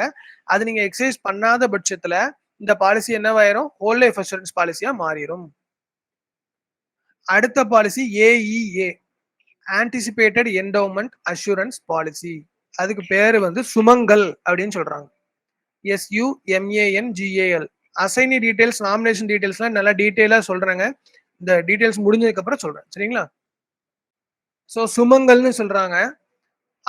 இந்த பாலிசி இன்ட்ரடியூஸ் பண்ணதுன்னு பாத்தீங்கன்னா 1/2/1984, 1 February 1984. ஸோ அதுலதான் வந்து இந்த ஆன்டிசிபேட்டட் என்டோமெண்ட் அஷூரன்ஸ் பாலிசியே வந்து இன்ட்ரடியூஸ் பண்ணியிருக்காங்க. இது என்ன ஆன்டிசிபேட்டட் என்டோமெண்ட் அஷூரன்ஸ்னா, அது ஒன்றும் இல்லை, ஒரு money back policy. Money back பாலிசினாலே என்னன்னு நமக்கு தெரியும். அதாவது ஒரு டேர்ம் ஒன்று வச்சிருப்பாங்க. ஒரு குறிப்பிட்ட ஒவ்வொரு வருஷத்துக்கு ஒரு டைம் நமக்கு ஒரு குறிப்பிட்ட அமௌண்ட் வந்து ரிட்டர்ன்ஸ் வந்துடும். அதாவது மொத்த முதிர்வு தொகை பிளஸ் போனஸை வந்து நம்ம கடைசி கட்டத்துல, அதாவது ஏஜ் ஆஃப் மெச்சூரிட்டியில வாங்குறதுக்கு பதிலா இடையிலேயே ஒரு பிரேக்கப் பீரியட்லயே 4 வருஷம் கழிச்சு இவ்வளவு, 8 வருஷம் கழிச்சு இவ்வளவு அப்படின்னு கொஞ்சம் கொஞ்சமா வாங்கிக்கலாம். ஸோ இதுக்கு பேரு மணி பேக் பாலிசி. ஸோ இதுல ரெண்டு டைப் ஆஃப் பாலிசி இருக்கு. ஒன்னு 15 வருஷத்துக்கு போடலாம், இன்னொன்னு 20 வருஷத்துக்கு போடலாம். ஸோ இது ரெண்டே டைப் தான். ஸோ 15 வருஷத்துக்கு போடுறதுக்கும் 20 வருஷத்துக்கு போடுறதுக்கும் அந்த மேக்சிமம் ஏஜ் இருக்கு இல்லையா, அதுல டிஃபரன்ஸ் இருக்கு. அதாவது என்ட்ரி ஏஜ் 19 வயசு நிரம்பினவங்க எல்லாருமே இந்த பாலிசி போட்டுக்கலாம். ஆனா மேக்சிமம் ஏஜ் என்ன அப்படின்னு பாத்தீங்கன்னா, அதாவது 20 வருஷம் பாலிசி போடுறதா இருந்தா அவரோட வயசு 40 மேல இருக்கக்கூடாது. ஸோ 40 + 20 60, அதுதான் கணக்கு, சரிங்களா? அதாவது 20 வருஷம் டேர்ம் பாலிசி போடுறாரு அப்படின்னா அவருடைய வயசு 40க்கு மேல இருக்கக்கூடாது. அதுவே 15 வருஷம் பாலிசி தான் போடுறாருன்னா அப்ப எத்தனை வயசு வரைக்கும் போடலாம்? 60ல 15 போச்சுன்னா 45 வயசு வரைக்கும் அவர் இந்த ஸ்கீமுக்குள்ள வரலாம். ஸோ தட் அவரோட 60வது வயசு வரைக்கும் ஒரு பிரீமியம் கட்ட முடியும். முக்கியமான விஷயம், இந்த பாலிசிக்கு இந்த ஏஜ், இந்த சம் அஷ்யூர்டு இதெல்லாம் எதுவுமே கணக்குல எடுக்காம மெடிக்கல் எக்ஸாமினேஷன் கம்பல்சரி. நீங்க என்ன சம் அஷ்யூர்ட் போட்டாலும், என்ன ஏஜ்ல நீங்க, இப்ப நான் 30 வயசுலயே போடுறேன், 35 வயசுலயே போடுறேன்னா, நம்ம ஏற்கனவே சொன்னோம் இல்லையா, 40 வயசு வரைக்கும் மெடிக்கல் எக்ஸாமினேஷன் தேவையில்லைன்னு சொன்னோம். என்டோமெண்ட் அஷூரன்ஸ் பாலிசிக்கு, ஹோல் லைஃப் அஷூரன்ஸ் பாலிசிக்கு. இதுவரை பார்த்த 3 பாலிசியுமே அப்படிதான். Endowment assurance, whole life assurance, convertible whole life, இது 3க்குமே 40 வயசுக்கு முன்கூட்டியே போடுற பாலிசி போடுற நபருக்கும் 5 லட்சத்துக்கு கம்மியா சம் அஷ்யூர்ட் போடுற நபருக்கும் நம்ம மெடிக்கல் எக்ஸாமினேஷன் பண்ண வேண்டிய தேவையே இல்லை. ஆனா ஆன்டிசிபேட்டட் என்டோமெண்ட் அஷூரன்ஸ் பாலிசி, அதாவது மணி பேக் பாலிசி போடுறவங்களுக்கு மெடிக்கல் எக்ஸாமினேஷன் இஸ் கம்பல்சரி, சரிங்களா? அடுத்து இப்ப சொன்னோம் இல்லையா, ஏற்கனவே ஒரு குறிப்பிட்ட காலகட்டத்துக்கு அந்த இப்போ நம்ம 15 இயர்ஸ் இல்லைன்னா 20 இயர் டேர்ம், இந்த 2 டேர்ம், அதாவது 15 வருஷ காலகட்டத்துக்கான பாலிசி, 20 வருஷ காலகட்டத்துக்கான பாலிசி. ஸோ இந்த 2 டேர்ம்ல எப்பப்போ எந்த பிரேக்கப்ல நமக்கு எவ்வளவு ரூபாய் கிடைக்கும் அப்படின்னு ஒரு டேபிள் இருக்கு. 15 இயர்ஸ் பாலிசி போட்டிருந்தோம்னா எந்தெந்த வருஷங்கள்ல நமக்கு அமௌண்ட் ரிட்டர்ன் கிடைக்கும்? 6, 9, 12, 15. ஸோ இந்த 4 வருஷங்கள்லயும் நமக்கு கிடைக்கும். என்ன கிடைக்கும்? 6வது வருஷத்தோட முடிவுல நம்ம போட்டிருக்க சம் அஷ்யூர்ட்ல 20%, சரிங்களா? நம்ம போட்டிருக்க சம் அஷ்யூர்ட்ல 20%, அதாவது 1 லட்சம் ரூபாய்க்கு பாலிசி போட்டிருந்தோம் அப்படின்னா 20,000 ரூபாய் எப்பவே கொடுத்துருவாங்க? 6 வருஷம் முடியும் போதே கொடுத்துருவாங்க. அதே மாதிரி 9வது வருஷத்து முடிவுல இன்னொரு 20,000, 12வது வருஷம் முடிவுல இன்னொரு 20,000. அதாவது நான் 1 லட்சம் ரூபாய் கனெக்ட் பண்ணி சொல்றேன், சரிங்களா? அதாவது 20%, அதுதான் முக்கியம். 6, 9, 12 இந்த 3 வருஷத்தோட முடிவுலையும் 20% டிஸ்பர்ஸ் ஆகிக்கிட்டே இருக்கும், நம்ம கேஷ் வந்துடும். 15வது வருஷத்தோட முடிவு, 15 இயர் டேர்ம் தானே பாலிசியே மொத்தமே இந்த பாலிசி. 15வது வருஷத்துல இப்போ 3 டைமா 20 வாங்கியாச்சு. அப்ப எவ்வளவு போச்சு? 60% வாங்கியாச்சு. நம்ம போட்டிருந்த சம் அஷ்யூர்ட்ல 60% வாங்கியாச்சு. மிச்சம் எத்தனை பர்சன்டேஜ் இருக்கும்? 40% தான் இருக்கும். ஸோ அந்த 40% பிளஸ் அக்ரூடு போனஸ், இதை அந்த பாலிசி முடிகிற அந்த 15வது வருஷத்துல கொடுப்பாங்க. இதே தான் 3 டேர்ம்ல 20 20 20 கொடுப்பாங்க. கடைசி டேர்ம்ல 40 பிளஸ் அக்ரூட் போனஸ் கொடுப்பாங்க. ஆனா 20 இயர் டேர்ம் பாலிசில எப்படி அந்த வருஷம் மட்டும் வேற 8 12 16 கடைசியா 20. சரிங்களா? புரிஞ்சுதா? Well set. யோகா யூடிஆர் யாரா கரெக்டா போட்டாங்க ஏற்கனவே. சரிங்களா? இந்த அந்த பெர்சன்டேஜ் மாற போறது இல்ல. 20 20 20 கடைசியா 40 பிளஸ் போனஸ் தான். இங்க 15 வருஷ பாலிசியா இருந்துச்சுன்னா 6 9 12 15 முடிவுல. 20 வருஷ பாலிசியா இருந்துச்சுன்னா 8 12 16 20 வருஷத்தோட முடிவுல. சரிங்களா? அடுத்து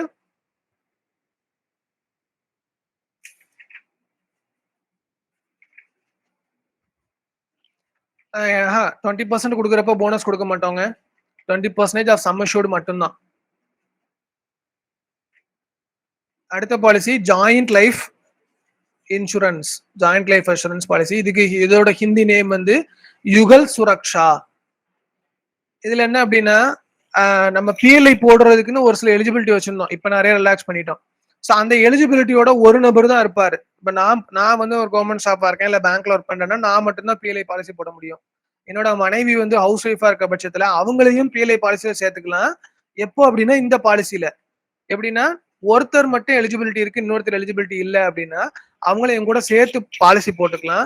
ரிஸ்க் 2 பேருக்கும் கவர் ஆகும். ஆனா சரிங்களா? ஸோ ரிஸ்க் 2 பேருக்கும் கவர் ஆகும். சொல்ல மறந்துட்டேன். நன்றி. 1/8/1997 ஜாயிண்ட் லைஃப் இன்சூரன்ஸ் பாலிசி தொடங்கப்பட்டிருக்கு. ஒரு தோழர் போட்டிருக்காரு. நன்றி. ஸோ எலிஜிபிலிட்டி ஒருத்தருக்கு இருந்தாலும் தன்னுடைய ஸ்பௌஸ இதுல பாலிசி ஹோல்டரா சேர்த்துக்கலாம். ஸோ 2 பேருக்குமே ரிஸ்க் கவர் ஆகும். ஆனா அந்த ஸ்பௌஸ் வந்து லிட்ரேட்டா இருக்கணும், படிச்சவங்களா இருக்கணும். சரிங்களா? ஸோ அதுதான் இந்த ஜாயிண்ட் லைஃப் இன்சூரன்ஸ் பாலிசி. அதே மாதிரி மெச்சூரிட்டி எப்போ இந்த 2 பேர்ல யாரு பெரியவங்களோ வயசுல மூத்தவங்களோ அவங்களுடைய வயசு 60க்கு மிகாமல் இருக்கணும். அதை பார்த்துக்கணும். ஸோ அதை பேஸ் பண்ணி தான் நம்ம பண்ண முடியும். ஆமா, பேஜ் நம்பர் 301 தாங்க இருக்கு. ஸோ இதுக்கும் மெடிக்கல் எக்ஸாமினேஷன் கம்பல்சரி. சரிங்களா? ஆன்டிசிபேட்டட் என்டோமெண்ட் அஷூரன்ஸ்க்கு மெடிக்கல் எக்ஸாமினேஷன் கம்பல்சரின்னு பார்த்தோம். அடுத்ததா எந்த பாலிசிக்கு? Joint life insurance. அதுக்கும் மெடிக்கல் எக்ஸாமினேஷன் கம்பல்சரி. ஸோ இதுக்கு ஏஜ் லிமிட் என்ன? 21 வயசுல இருந்து 45 வயசு வரைக்கும் பாலிசி போட்டுக்கலாம். இந்த பாலிசியோட டேம்னு பாத்தீங்கன்னா 5 வருஷ பாலிசில இருந்து 20 வருஷ பாலிசியா வரைக்கும் நம்ம எடுத்துக்கலாம். இதுலயும் லோன் சரண்டர்லாம் இருக்கு. எப்ப பண்ணலாம்? லோனும் சரி சரண்டரும் சரி 3 வருஷம் கழிச்சு பண்ணிக்கலாம். அசைன்மெண்ட் ஃபெசிலிட்டி, நாமினேஷன் ஃபெசிலிட்டி எல்லாம் இதுலயும் இருக்குது. அப்புறம் பிரீமியம் எப்போ வரைக்கும் கட்டலாம்? நம்ம ஒரு மெச்சூரிட்டி ஏஜ் ஃபிக்ஸ் பண்ணிருப்போம் இல்லையா? அது வரைக்கும் பிரீமியம் கட்டலாம். இல்ல அப்படின்னா இந்த 2 பேர் சேர்ந்து தானே இந்த பாலிசி போட்டிருக்கோம். அவங்கள யாராவது ஒருத்தர் இறந்து போறாங்கன்னா அது வரைக்கும் தான் கட்ட முடியும். அதுக்கப்புறம் நீங்க இதுல பிரீமியம் கட்ட முடியாது இந்த பாலிசியில. ஸோ இந்த பாலிசியை பொறுத்தளவுல மினிமம் டேர்ம் வந்து 5 வருஷம், மேக்சிமம் டேர்ம் வந்து 20 வருஷம். இப்போ இந்த 2 பேர் சேர்ந்து பாலிசி போட்டிருக்கிறதுனால நம்ம அக்கௌண்ட் மாதிரி ஒருத்தங்க இறந்துட்டாங்க அப்படின்னா யாரு சர்வைவர், யார் உயிரோடு இருக்காங்களோ அவங்களுக்கு இந்த பெனிஃபிட் எல்லாம் கொடுத்துருவோம். சரிங்களா? இவ்வளவுதான் ஜாயிண்ட் லைஃப் இன்சூரன்ஸ். வேற இதுல இம்பார்ட்டன்ட் பாயிண்ட்ஸ் இந்த அவ்வளவுதான். அடுத்த பாலிசி போயிடலாம். Children's policy. இது என்னங்க சில்ட்ரன்ஸ் பாலிசினா பேர்லயே தெரியுது. சின்ன குழந்தைகள் அவங்களுக்கு என்ன எலிஜிபிலிட்டி இருக்கும்? நம்ம சொன்ன மாதிரி அவங்க வேலை பார்க்கறதோ இல்ல படிப்போ எந்த குவாலிஃபிகேஷனும் இருக்காது இல்லையா?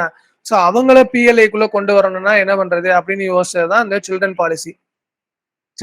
சில்ட்ரன்ஸ்க்கு கவரேஜ் கொடுக்கணுங்கிறதுக்காக. ஆனா ஒரு விஷயம், சில்ட்ரன் பாலிசி போடணும்னா அந்த சில்ட்ரன் பாலிசி, அதாவது இப்ப நான் போடுறேன் என் பையனுக்கு சில்ட்ரன் பாலிசி போடணும்னா என் பேர்ல ஏற்கனவே பாலிசி ஒண்ணு இருக்கணும்.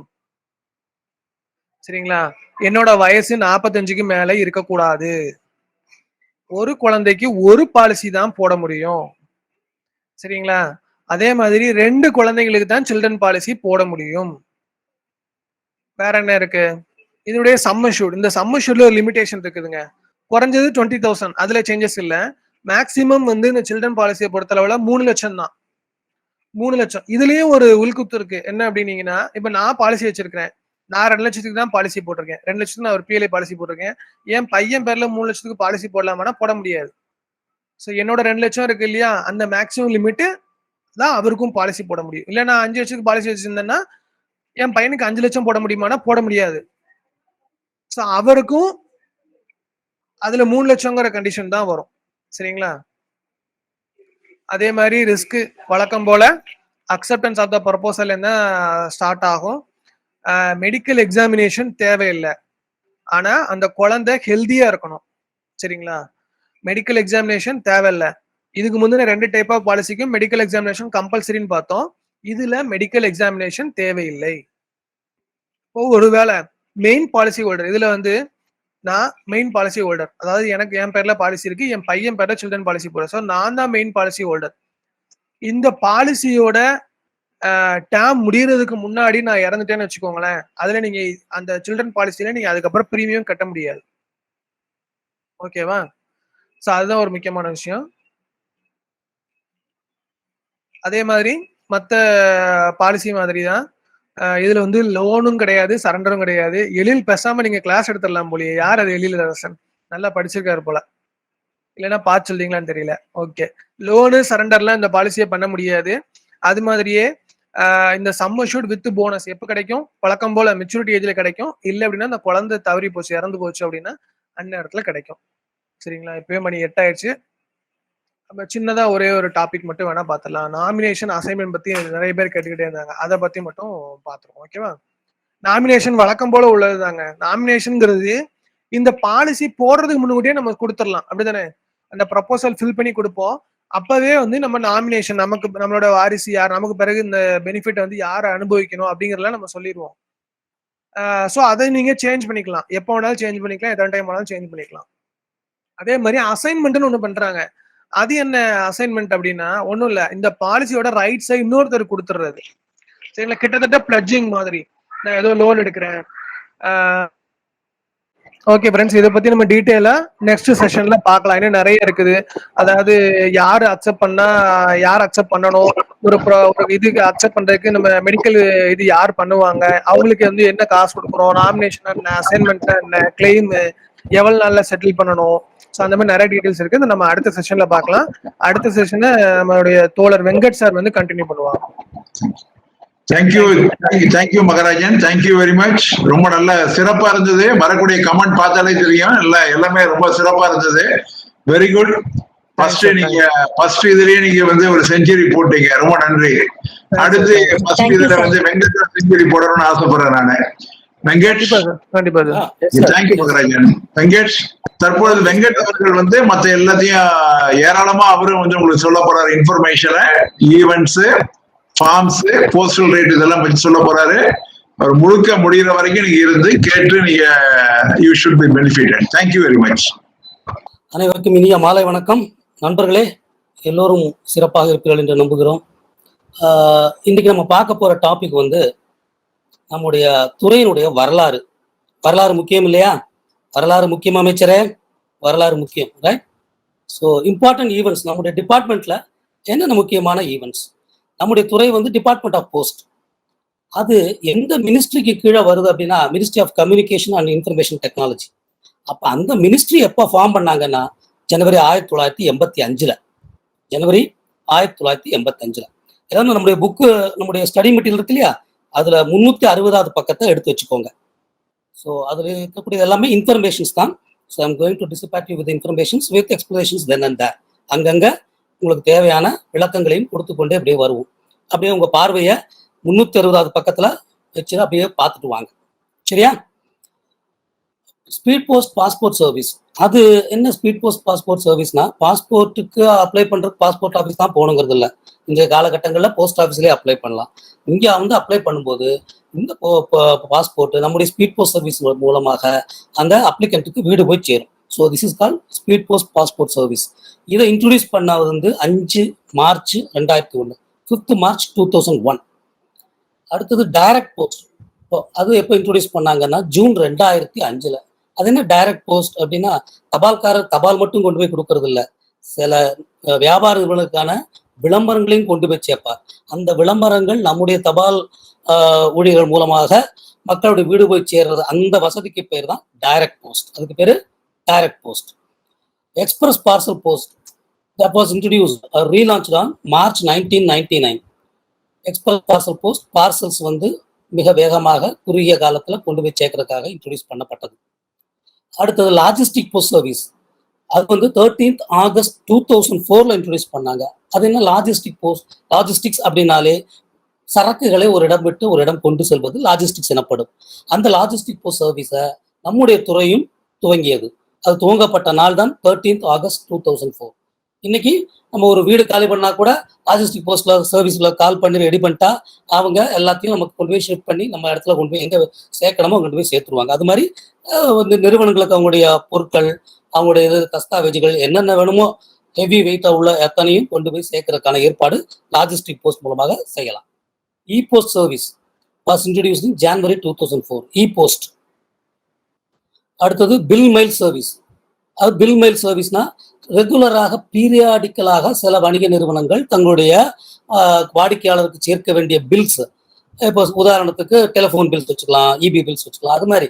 ஸோ அதுக்கு வந்து பில் மெயில் சர்வீஸ்னா ரெகுலராக அவங்க போஸ்ட் பண்ண போறாங்க. ஸோ அந்த பில் மெயில் சர்வீஸ் அதை இன்ட்ரோடியூஸ் பண்ணது செப்டம்பர் 2003. அடுத்தது பிஸ்னஸ் டெவலப்மெண்ட் குரூப் அப்படின்னு நம்ம போஸ்டல் டிபார்ட்மெண்ட்ல ஒரு தனி விங்கு ஃபார்ம் பண்ணாங்க. நம்ம துறையில பிசினஸை டெவலப் பண்ணணும், பிசினஸாக கொண்டு போய் டெவலப் பண்ணணுங்கிறதுக்காக. அது கொண்டு வந்த நாள் வந்து 1st April 1999. 1st April 1999. அடுத்தது IMO service, international money order service. வெளிநாடுகளுக்கு அயல் தேசங்களுக்கு மணி ஆர்டர் அனுப்பும் வசதி. அது துவங்கிய நாள் January 2006. அடுத்தது கன்சியூமர் ப்ரொடெக்ஷன் ஆக்ட் இன்ட்ரோடியூஸ்டு. நம்மளுடைய துறையும் கன்சியூமர் கொண்டு வந்தாங்க. அதுக்கு அந்த கோப்ரான் பேரு கன்சியூமர் ப்ரொடெக்ஷன் ஆக்ட். அது 1986 அது வந்து இன்ட்ரோடியூஸ் ஆச்சு. நம்முடைய துறை மிக முக்கியமானது பின்கோட். பின்கோடு வச்சு தான் நம்ம ஒரு ஏரியாவை, ஒரு ஊரை அடையாளம் காண்றோம், டெலிவரி ஏரியாவை. ஸோ அதை இன்ட்ரோடியூஸ் பண்ண, அந்த சிஸ்டத்தை இன்ட்ரோடியூஸ் பண்ண நாள் வந்து 15th August 1972. 15th August 1972. இது ரொம்ப முக்கியம், ஞாபகம் வச்சுங்க. அடிக்கடி எல்லா கேள்வியும் கேட்கக்கூடிய கேள்வி தான் இது. ரைட். அடுத்து கார்பரேட் மணி ஆர்டர் சர்வீஸ். அது இன்ட்ரோடியூஸ் பண்ண டேட் வந்து 1st May 1995. 1st May 1995. அடுத்தது போஸ்ட் ஃபோரம். அது இன்ட்ரோடியூஸ் பண்ண நாள் வந்து 10th September 1990. அது என்ன போஸ்ட் ஃபோரம் அப்படின்னா, வாடிக்கையாளர்களுக்கும் நம்ம அரசாங்கத்துறையும் நம்ம வந்து அன்றாடம் சந்திக்கிறோம், டீல் பண்றோம், அதெல்லாம் நடந்துட்டு இருக்கு. ஆனா அதே சமயத்துல வாடிக்கையாளர் குழுமமா இருந்து அவங்களுடைய குறை நிறைகளை கேட்டறிந்து நம்ம துறையால என்ன செய்ய முடியும் அப்படிங்கிறத வாடிக்கையாளருக்கு தெரிவிக்கிறதுக்காக அந்தந்த ஊர்களை லோக்கல்ல போஸ்ட் ஃபோரம், முக்கியமான நபர்களை ஒன்று கூட்டி அவர்களை ஒரு ஃபோரமாக, ஒரு அமைப்பாக அமைத்து வைத்திருக்கிறது தான் போஸ்ட் ஃபோரம். அது அந்த மாதிரி ஸ்கீமை கொண்டு வந்தது 10th September 1990. Surface airlift, SAL சொல்லக்கூடிய சர்ஃபேஸ் ஏர்லிஃப்ட், அதை இன்ட்ரோடியூஸ் பண்ண நாள் வந்து 1st April 1999. அது என்ன சர்ஃபேஸ் ஏர்லிஃப்ட் அப்படின்னா, இப்போ அயல் தேசங்களுக்கு நம்ம வந்து பொருட்கள் அனுப்புறோம் அப்படின்னா, தபால் அனுப்புறோம், டாக்குமெண்ட்ஸ் அனுப்புறோம் அப்படிங்கும்போது இந்த தேசத்திலிருந்து இங்கோடைய ஏர்போர்ட் எங்க இருக்கோ அது வரைக்கும் சர்ஃபேஸ்ல போகும், தரை மார்க்கமாக போகும். இந்த தேசத்திலேருந்து அந்த தேசத்துக்கு ஃபிளைட்ல போகும். அங்க போய் இறங்கினதுக்கு அப்புறம் அங்க உள்நாட்டுக்குள்ள போறது அகைன் சர்ஃபேஸ்ல போகும். ஸோ இதுதான் சர்ஃபேஸ் ஏர்லிஃப்ட். தரை மார்க்கமாகவும் வான் மார்க்கமாகவும் இரண்டையும் கம்பைன் பண்ணி போகக்கூடியது. இதுல என்ன ஒரு சிறப்பம்சம்னா, இது டைரக்டா ஃபுல் கம்ப்ளீட் ஏர்லிஃப்டை விட இதோடைய சார்ஜஸ் வந்து கொஞ்சம் குறைவா இருக்கும், இது அஃபோர்டபுளா இருக்கும். ஸோ இதுதான் சர்ஃபேஸ் ஏர்லிஃப்ட், சால் அப்படின்னு சொல்லக்கூடியது.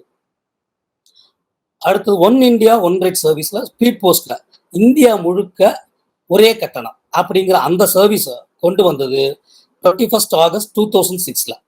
21st August 2006. அடுத்து வெஸ்டர்ன் யூனியன் மணி சர்வீஸ். அது என்ன Western Union money service?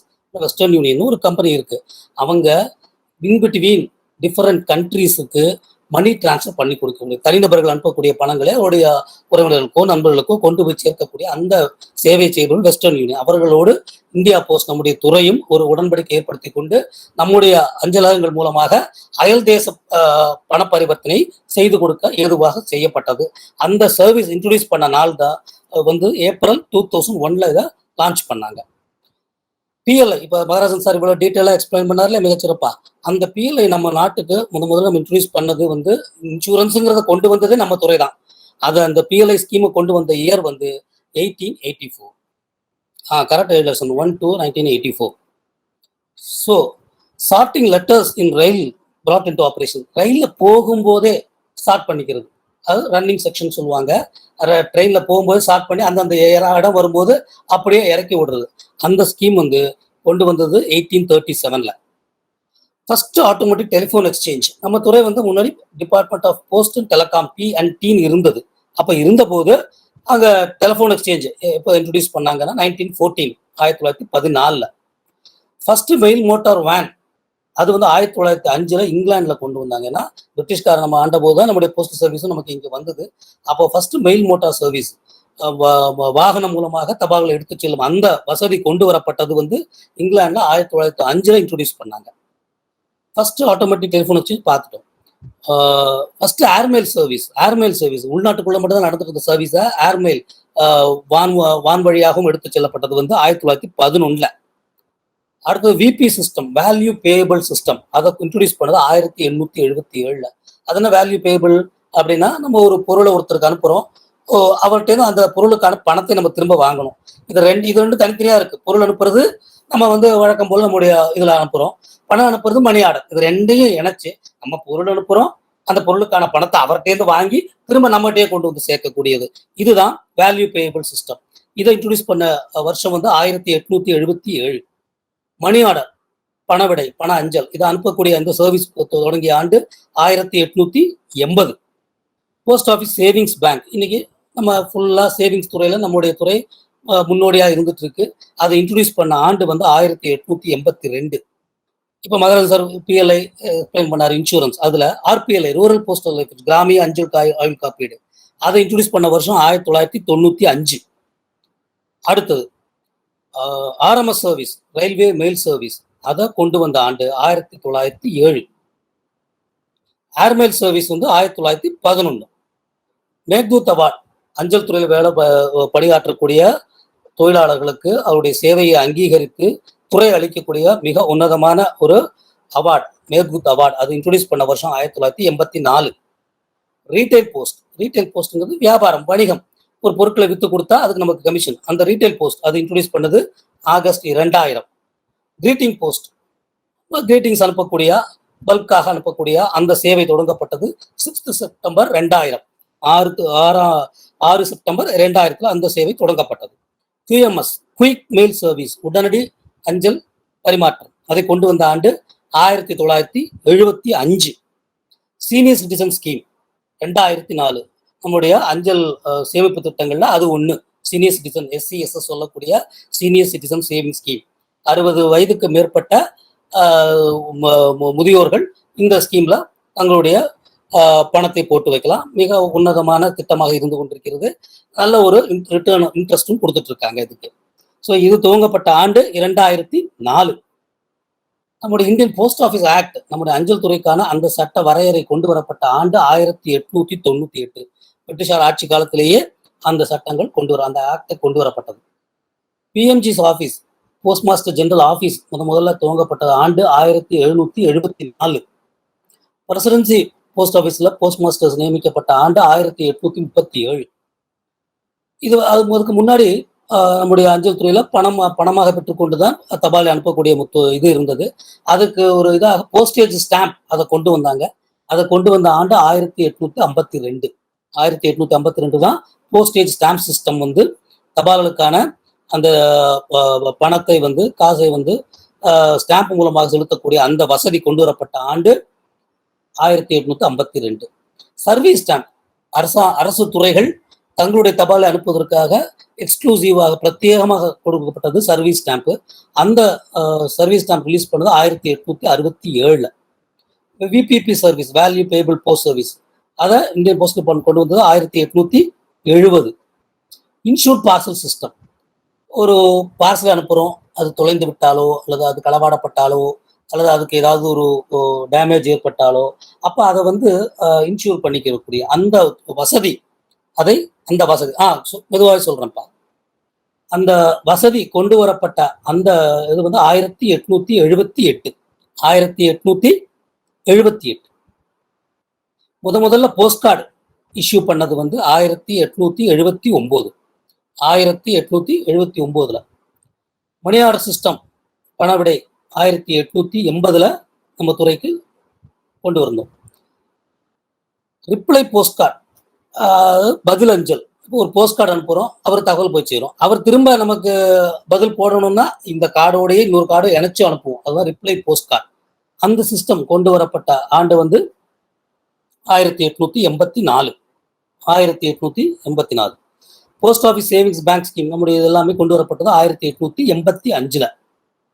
Postal order system, postal order, PO இருக்கு, போஸ்டல் ஆர்டர், அதை கொண்டு வந்தது வந்து போஸ்டல் ஆர்டர் நம்முடைய துறை இன்ட்ரோடியூஸ் பண்ணப்பட்டது 1894.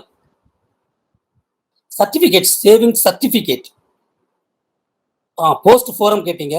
அங்கங்க நம்முடைய அந்தந்த ஊர்களில் நம்முடைய அஞ்சல் துறை வாடிக்கையாளர்களை ஒன்றிணைத்து அவர்களையும் அஞ்சல் துறை அதிகாரிகளையும் 2 பேரும் சந்தித்து அங்க அவங்களுக்கு என்ன வாடிக்கையாளருக்கு என்ன குறை நிறை இருக்கிறது என்பதை கேட்டறிந்து அதை சரி செய்வதற்காக அங்கங்கே லோக்கல்ல ஃபார்ம் பண்ணக்கூடிய ஒரு ஃபோரம் தான் போஸ்ட் ஃபோரம். சரியா? Post office saving certificate KVP Kisan Vikas பத்திர, முன்னாடி இருந்தது இந்திர விகாஸ் பத்திர, அப்புறம் நேஷனல் சேவிங் சர்டிபிகேட். இந்த சர்டிபிகேட் சிஸ்டம் இதெல்லாம் கொண்டு வரப்பட்ட ஆண்டு 1917. பிஎன்டி டிபார்ட்மெண்ட் நம்மளுடைய போஸ்டல் அண்ட் டெலகாம் அப்படிதான் உருவாச்சு ஆரம்பத்துல. இண்டிபெண்டன்ஸுக்கு அப்புறம், சுதந்திரம் பெற்ற பிறகு அது உருவான வந்தது December 14, 1959. December 14, 1959. E payment service 25 June 2006. E payment service. E payment சர்வீஸ்ங்கிறது பல்வேறு துறையினுடைய பில்களை நம்முடைய அஞ்சலகங்கள் மூலமாக செலுத்தி அதை ரசீதி கொடுத்து அந்த துறைக்கு அந்த பணத்தை செலுத்தக்கூடிய அந்த சிஸ்டம் கொண்டு வரப்பட்டது. E payment service 25 June 2006. Modernisation of post office project Arrow அப்படின்னு சொல்லக்கூடிய ஒரு ஸ்கீம் மூலமாக நம்முடைய அஞ்சல் அலுவலகங்களை நவீனமயமாக்க வேண்டும் என்று முன்னெடுக்கப்பட்டது. அந்த ப்ராஜெக்ட் ஏரோ ஸ்கீம் கொண்டு வரப்பட்டது April 2008. April 2008. IT modernisation project, information டெக்னாலஜியில நம்முடைய துறை முன்னோடியாக இருக்க வேண்டும் என்பதற்காக பல்வேறு சிறப்பம்சங்களை உள்ளடக்கி அஞ்சல் துறை நவீனமயமாக்கப்பட்டது, கடினமயமாக்கப்பட்ட அதுக்காக கொண்டு வரப்பட்டது அந்த ஐடி மாடர்னைசேஷன் ப்ராஜெக்ட். அதை துவக்கியது வந்து நவம்பர் 2012. நவம்பர் 2012. பிசினஸ் போஸ்ட் வந்து இப்போ மிகப்பெரிய வணிக நிறுவனங்கள், ஆர்கனைசேஷன்ஸ் அவங்கெல்லாம் மொத்தமாக தங்களுடைய அஞ்சல் அனுப்ப வேண்டிய அஞ்சல்களை நம்மிடம் கொடுத்து விடுவார்கள். நாம் அதை கவரில் போட்டு ஒட்டி இந்த எக்ஸ்ட்ரா சர்வீஸ் எல்லாமே கூட செய்வோம். அதை ஃப்ராங்க் பண்ணி நம்ம அனுப்பக்கூடிய அந்த பிசினஸ் போஸ்ட் சர்வீஸ் அதை இன்ட்ரடியூஸ் பண்ணது 1996. அடுத்தது நேஷனல் பென்ஷன் சிஸ்டம், என்பிஎஸ் என்று சொல்லக்கூடியது, அது இன்ட்ரடியூஸ் பண்ணப்பட்ட ஆண்டு 1/1/2008. 1/1/2008.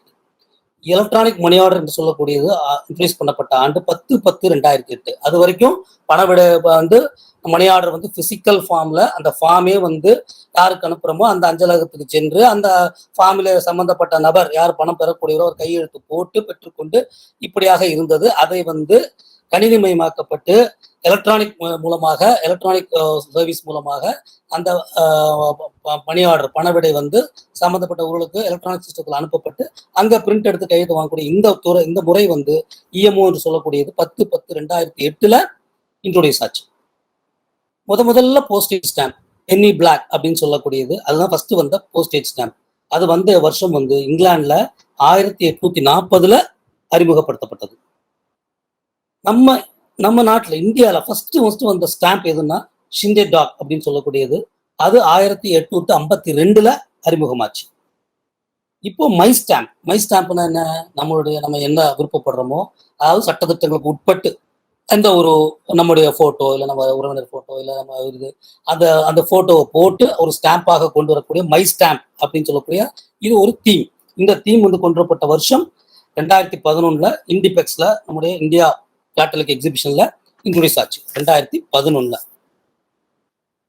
பிஎல்ஐ போஸ்டல் லைஃப் இன்சூரன்ஸ் அறிமுகப்படுத்தப்பட்ட நாள் 1/2/2004.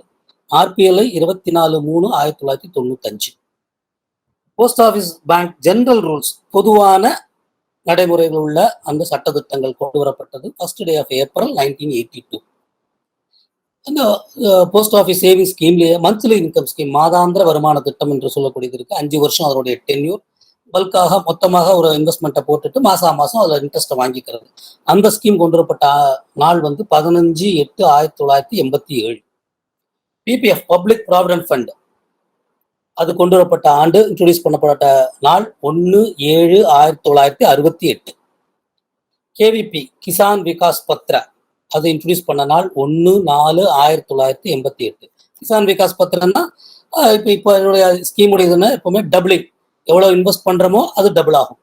அது இத்தனை காலங்கள் முந்தைய 5 வருஷம் 5.5 ஆச்சு, அப்புறம் கூட்டிகிட்டே போய் இப்போ கிட்டத்தட்ட 127 மாசங்கள், கிட்டத்தட்ட 10 வருஷத்துக்கு மேல, 10 வருஷமும் 7 மாசங்களும் வரக்கூடியதாக அந்த மாதிரி அமைக்கப்பட்டிருக்கு. அந்த காலங்கள் மட்டும் நீட்டிக்கிறாங்க, பட் இரட்டிப்பு பணம் இரட்டிப்புங்கிறது மட்டும் அப்படியே நிரந்தரமா இருந்துட்டு இருக்கு அந்த கிசான் விகாஸ் பத்ரா. அடுத்து நேஷனல் சேவிங் சர்டிபிகேட் என்று சொல்லக்கூடிய அந்த திட்டம் கொண்டுவரப்பட்ட நாள் 8/5/1989.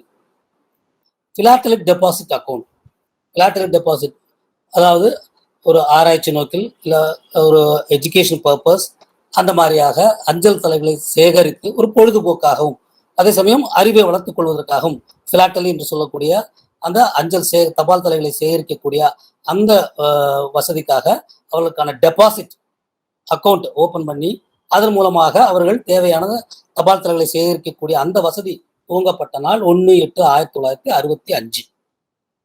அடல் பென்ஷன் யோஜனா APY என்று சொல்லக்கூடியதானது அறிமுகப்படுத்தப்பட்ட நாள் 1/6/2015. 1/6/2015.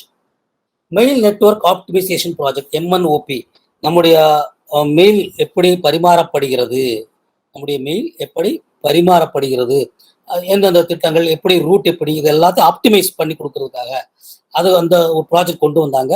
அந்த திட்டம் அறிமுகப்படுத்தப்பட்ட நாள் 11th பிளான் ஸ்கீம்ல வந்துச்சு. மார்ச் 2010 அறிமுகப்படுத்தப்பட்டது. அதே போல மெயில் மாதிரியே பார்சலுக்கும் நெட்வொர்க் ஆப்டிமைசேஷன் ப்ராஜெக்ட் கொண்டு வந்தாங்க. அது 17/8/2018 அறிமுகப்படுத்தப்பட்டது. இப்போ தற்சமயம் IPBP என்று சொல்லக்கூடிய இந்தியா போஸ்ட் பேமெண்ட் பேங்க், அதனுடைய எனாக்ட்மெண்ட் எப்படி வந்துச்சு, என்னைக்கு வந்துச்சுன்னா 30/1/2017. 30/1/2017 IPBPயோட எனாக்ட்மெண்ட் வந்துச்சு. IPBP ஆல் இந்தியா லெவல்ல லான்ச் பண்ண அந்த நாள் 1/9/2018.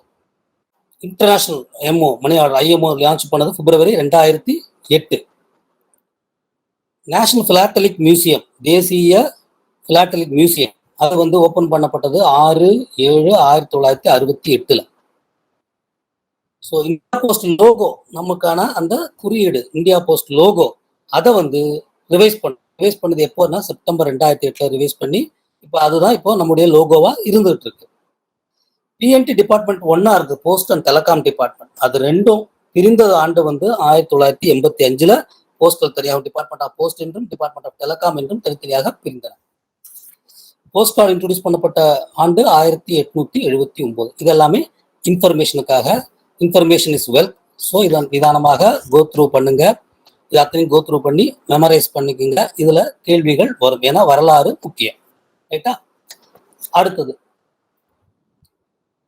இப்ப இருக்கக்கூடிய பிரசன்ட் போஸ்டல் சிஸ்டம், இது 1854 நடைமுறைக்கு வந்தது. இப்போ உள்ள சிஸ்டம் போஸ்ட் ஆஃபீஸ் ரெகுலேஷன்ஸ், அந்த ஆக்ட் 1898.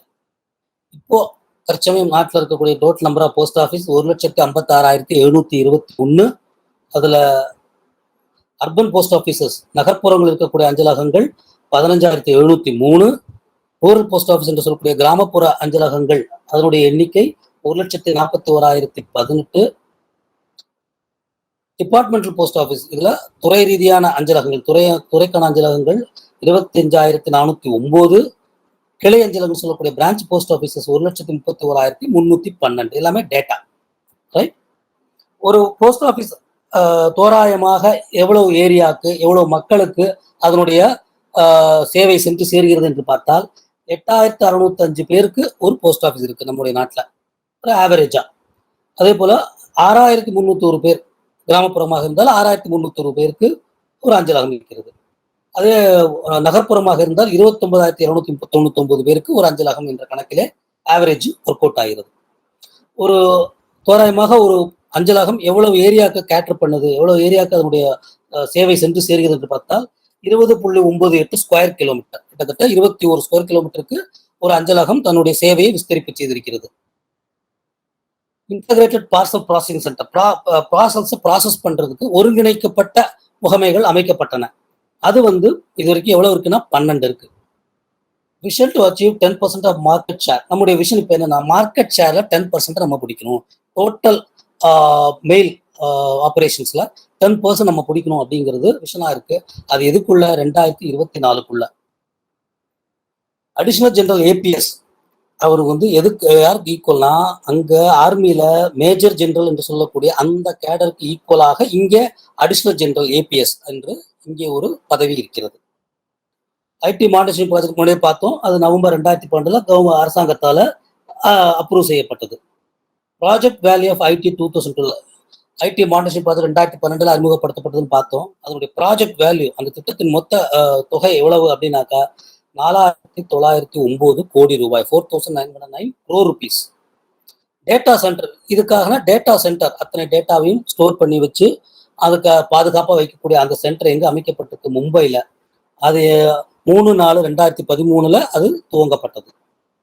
சிஃபி கனெக்டட் ஆஃபீஸர்ஸ், சிஃபி என்கின்ற அந்த நம்முடைய நெட்வொர்க்கு அதை வந்து அவங்க தான் ரெகுலேட் பண்ணி கொடுத்துட்டு இருக்காங்க. அவங்க ஆஃபீஸஸ் மொத்தம் 26,447 நமக்காக சர்வீஸ் பண்ணிக்கிட்டு இருக்கு.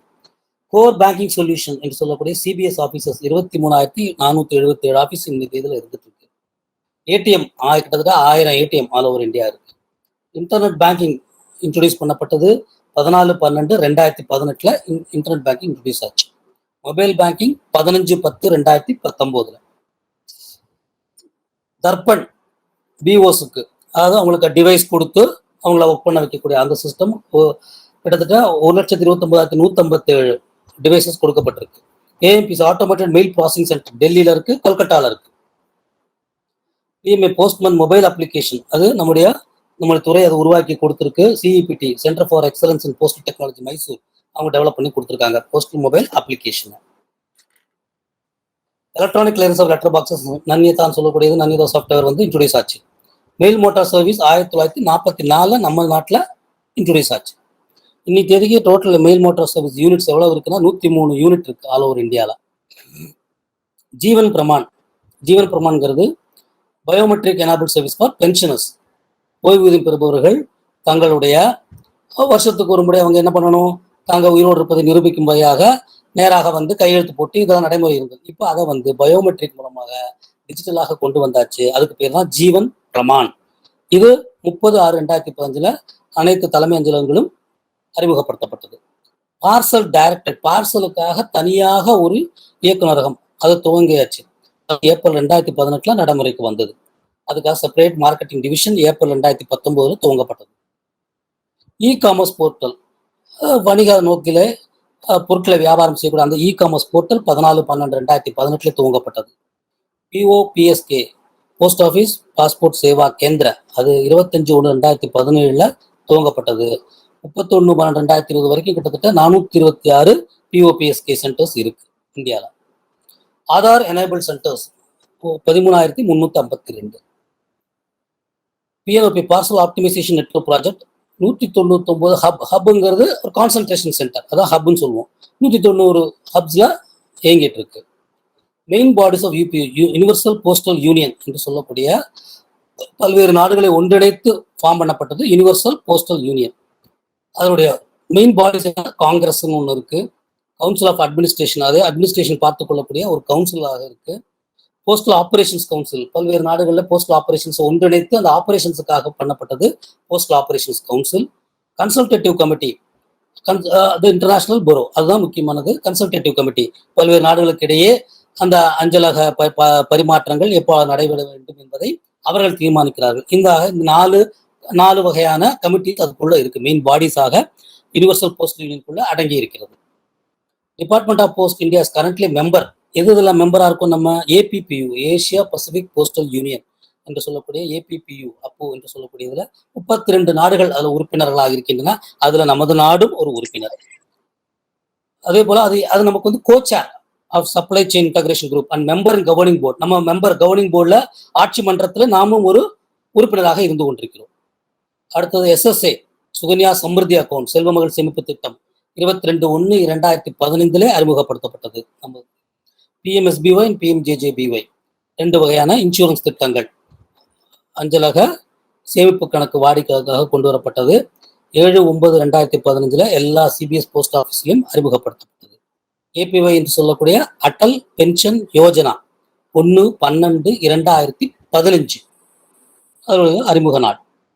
அடுத்தது ஆன்டி மணி லாண்டரிங், AML. அதுனா ஆன்டி மணி லாண்டரிங் அப்படின்னா நமக்கு துறையிலே வாடிக்கையாளர் இன்வெஸ்ட் செய்யக்கூடிய பணம் முறையாக அது சரியான விதத்தில் தான் வந்திருக்கிறதா, அது எந்த சட்ட திட்டங்களுக்கு எல்லாத்துக்கும் உட்பட்டு தான் அந்த பணம் சம்பாதிக்கப்பட்டதா என்பதை எல்லாம் கண்காணிக்கக்கூடியது ஆன்டி மணி லாண்டரிங்.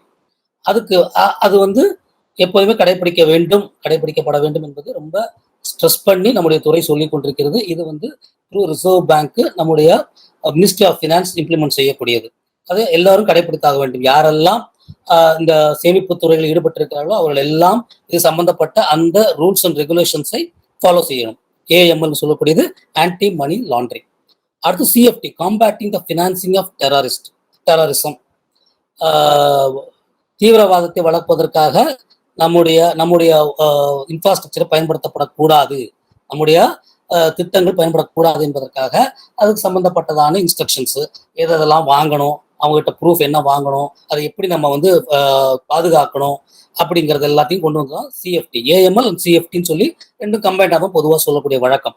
அதுல என்னென்ன இருக்கு? CTRன்னு சொல்லக்கூடிய கேஷ் டிரான்சாக்ஷன் ரிப்போர்ட். ஒருத்தர் அதிகப்படியான பண பரிமாற்றங்கள் திடீரென்று செய்கிறார் என்றால் கண்காணிக்கப்படணும், CTR.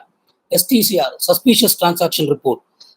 இந்த பணம் இவருக்கு வருவதிலே கொஞ்சம் நமக்கு ஒரு சந்தேகம் இருக்கிறது, இவர் இத்தகைய ஆபரேஷன்ஸ்ல இல்லை என்பது போல நமக்கு சந்தேகம் வந்தால் உடனே அதை ரிப்போர்ட் செய்வதற்கான வழிமுறைகளும் இருக்கிறது. CCR, counterfeit currency report. போலி பணத்தாள்கள் அதை மாற்றுவதற்கு யாராவது வந்தால் கவுண்டர்ஃபிட் கரன்சி ரிப்போர்ட், அதை எப்படி ப்ரிப்பேர் பண்ணணும், யாருக்கு அதை அனுப்பணும், அது வழிமுறைகள் என்ன, இதெல்லாம் அது டீல் பண்ணுது. ஸோ இது எல்லாமே AML அண்ட் CFTக்குள்ள அடங்கி இருக்கு. அடுத்து IPBP, India post payment bank. இது நம்முடைய கேபினெட் அப்ரூவ் பண்ணது 1/6/2016. அது ஒரு பப்ளிக் லிமிடெட் கம்பெனி. 17/8/2016 இன்கார்பரேட் ஆச்சு. 30/1/2017 2 பைலட் பிரான்ச்சஸோட துவங்கியது. 1/9/2018 இப்போ கிட்டத்தட்ட 650 கிளைகள், 650 பிரான்ச்சஸ் இருக்கு IPBBக்கு. அடுத்து AEPS, Aadhaar enable payment system. Aadhaar மூலமாக ஒன்றிணைத்து பல்வேறு வங்கிகளுடைய கணக்குகளை ஒன்றிணைத்து ஒரு வாடிக்கையாளர் ஆதாரை கொண்டு அந்த கைரேகை அந்த பயோமெட்ரிக்கை கொண்டு அந்த கணக்குகளில் பணப்பரிமாற்றம் எடுத்துக்கொள்ளலாம், பணம் போடலாம். இந்த ஸ்கீம் IPBP மூலமாக இன்ட்ரோடியூஸ் பண்ணப்பட்டது 1/9/2019. முதல் முறையாக இண்டிபெண்டன்ட் நம்முடைய சுதந்திர இந்தியாவிலே ஆக்டோகனல் ஸ்டாம்ப்ஸ், எண்கோண வடிவிலே ஸ்டாம்ப்ஸ் இன்ட்ரோடியூஸ் பண்ணப்பட்டது 2/10/2019 150th பர்த்டே மகாத்மா காந்திக்காக. IPCC, India post customer care number, அது கொடுத்துருக்காங்க. ஸோ இதெல்லாம் நம்முடைய ஜென்ரல் நாலேஜுக்காகவும் பரீட்சைக்காகவும் நாம் தெரிந்து கொள்ளப்பட வேண்டிய விஷயங்கள். இது எல்லாமே ஒன்ஸ் கோ த்ரூ பண்ணிக்கோங்க. முக்கியமானது எல்லாமே தான். ஸோ இது நம்முடைய இதில் அழகாக தொகுத்து கொடுக்கப்பட்டிருக்கிறது. இதை கோ த்ரூ பண்ணி மெமரைஸ் பண்ணிக்க வேண்டியது. இதில் ஏதேனும் சந்தேகங்கள் இருக்கிறதா? அடுத்தது நாம் பார்க்க போகிறது முக்கியமான ஃபார்ம்ஸ், ரெக்கார்ட்ஸ். நம்முடைய துறை ஆபரேஷன்ஸ்ல, நம்முடைய துறை செயல்பாடுகள்ல நாம் அன்றாடம் பல்வேறு பணிகளை செய்து கொண்டிருக்கிறோம்.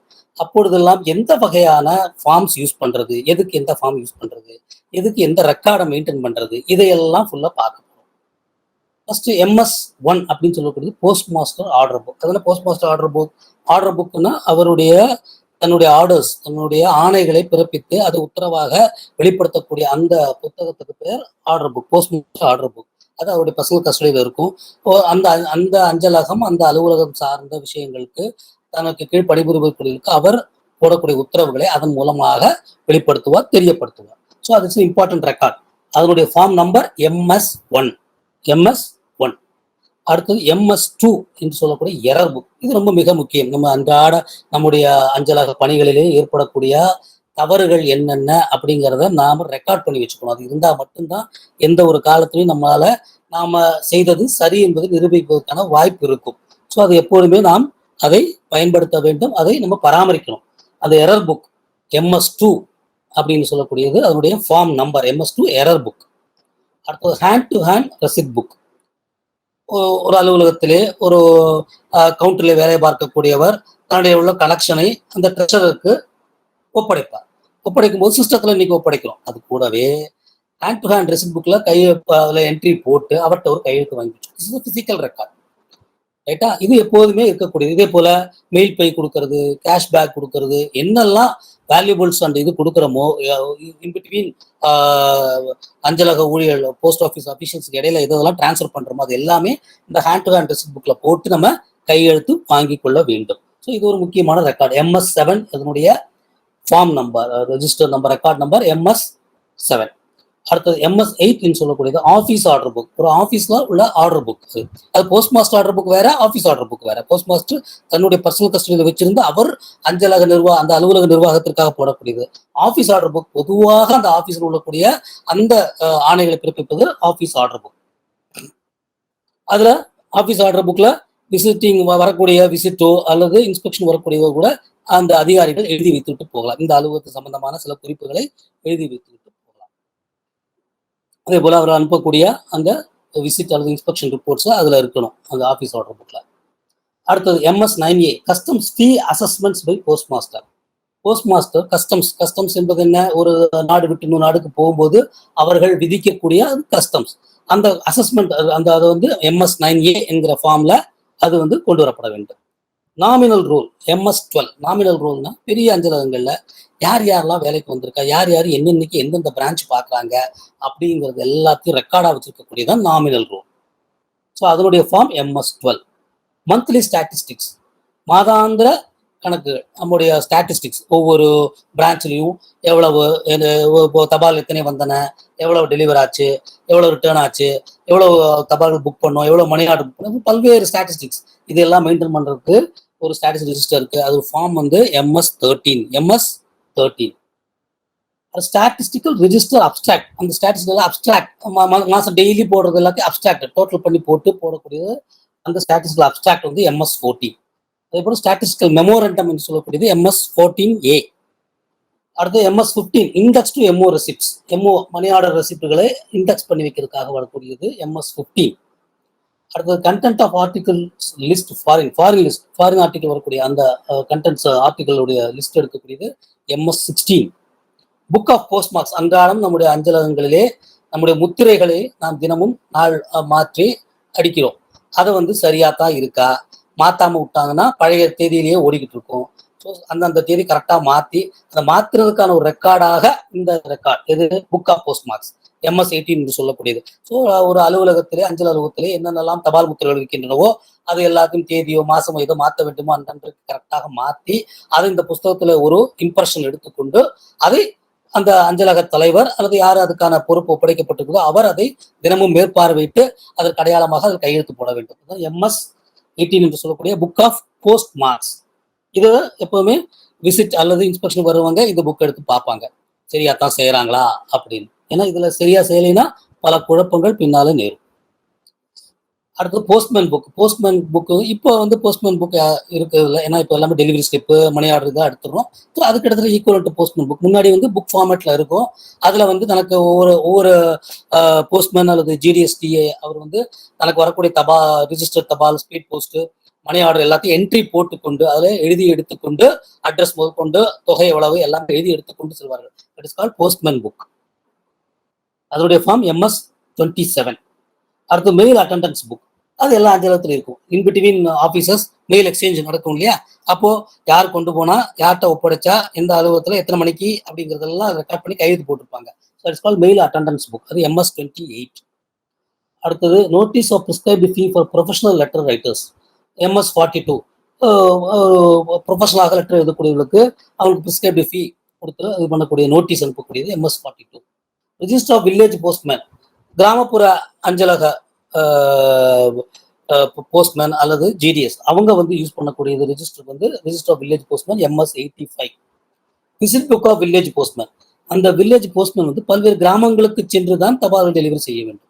அந்த கிராமத்துக்கு அன்று சென்றாரா இல்லையா என்பது நாளைக்கு பின்னாடி பிரச்சனை வந்துடக்கூடாதுக்காக இந்த ரிஜிஸ்டர் மெயின்டைன் பண்ணப்படணும். இதுல இந்த வில்லேஜ் போஸ்ட்மேன் அங்க உள்ள ஒரு முக்கியப்பட்ட நபர்கிட்ட கையெழுத்து பெற்றுக் கொண்டு வருவார். Register of village postman. Visit book of village postman இதுவும் அதே தான். விசிட் பண்ணாரா இல்லையா அப்படிங்கிறத ஒரு ரிஜிஸ்டர். அந்த register of village postman, visit book of village postman ரெண்டுமே வந்து வில்லேஜ் போஸ்ட்மேனுக்கான முக்கியமான இரு ரிஜிஸ்டர்கள். அடுத்து MS87A PO index register.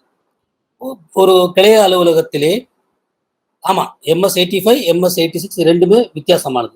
Register of village postman அவர் அன்னைக்கு என்ன தபால்கள் எந்தெந்த கிராமங்களுக்கு எடுத்து சென்றார் என்பது ரிஜிஸ்டர். அது விசிட் புக், அந்த கிராமத்துக்கு போனாரா இல்லையா என்று கையெழுத்து வாங்கி கொண்டு வர வேண்டும், அது விசிட் புக், அது MS-86. இரண்டுக்கும் வித்தியாசம் இருக்கிறது. அடுத்தது பிஓ இண்டெக்ஸ் ரெஜிஸ்டர். ஒரு கிளை அஞ்சலகத்திலே மணி ஆர்டர் இஷ்யூ பண்ணுவாங்க. அப்புறம் பல்வேறு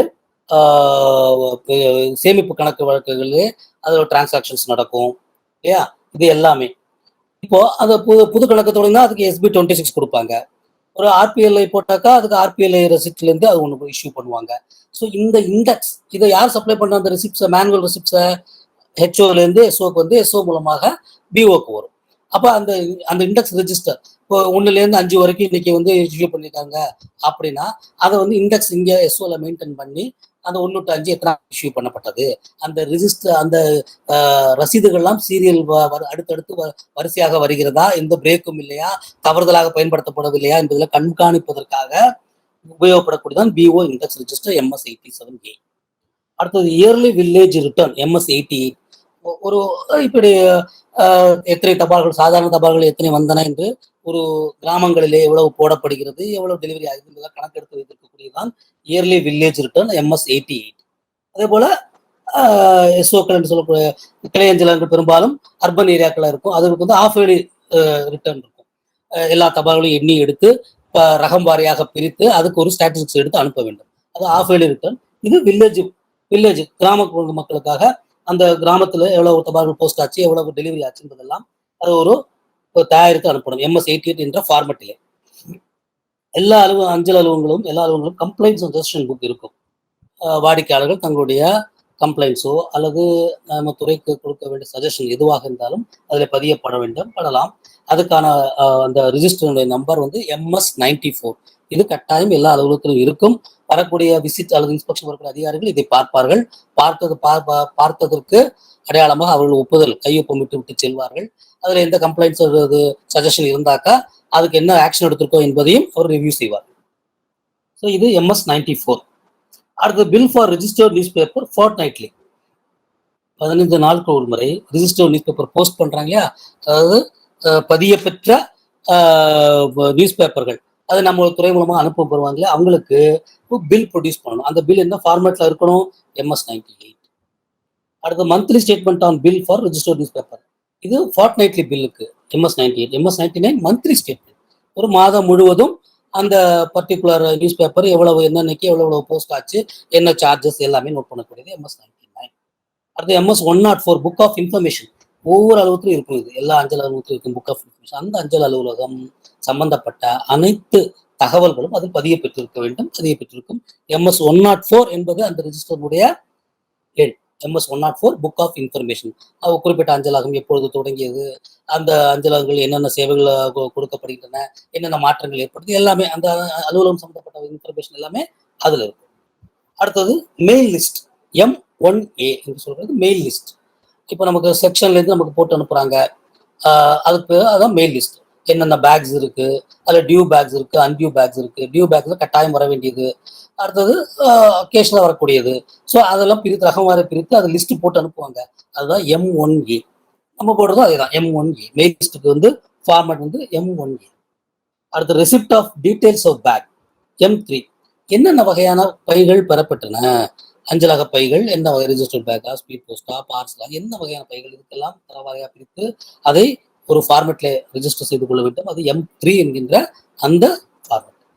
அது consolidated list of hours of business. இது கட்டாயம் எல்லா அலுவலகங்களும் ஹவர்ஸ் ஆஃப் பிசினஸ், ஒவ்வொரு சேவையும் எந்தெந்த பீரியட்ல கொடுக்கப்படணும். இப்போ காலை என்கொயரி இருந்தால் காலையில் அலுவலகம் தொடங்கிலேருந்து அலுவலகம் மூடுற வரைக்கும் எப்போ வேணா என்கொயரி. அப்புறம் ரிஜிஸ்டர்ட் போஸ்ட் புக்கிங் இதுல வந்து இது வரைக்கும் பண்ணலாம். மணி ஆர்டர் புக்கிங் எது வரைக்கும் பண்ணலாம்.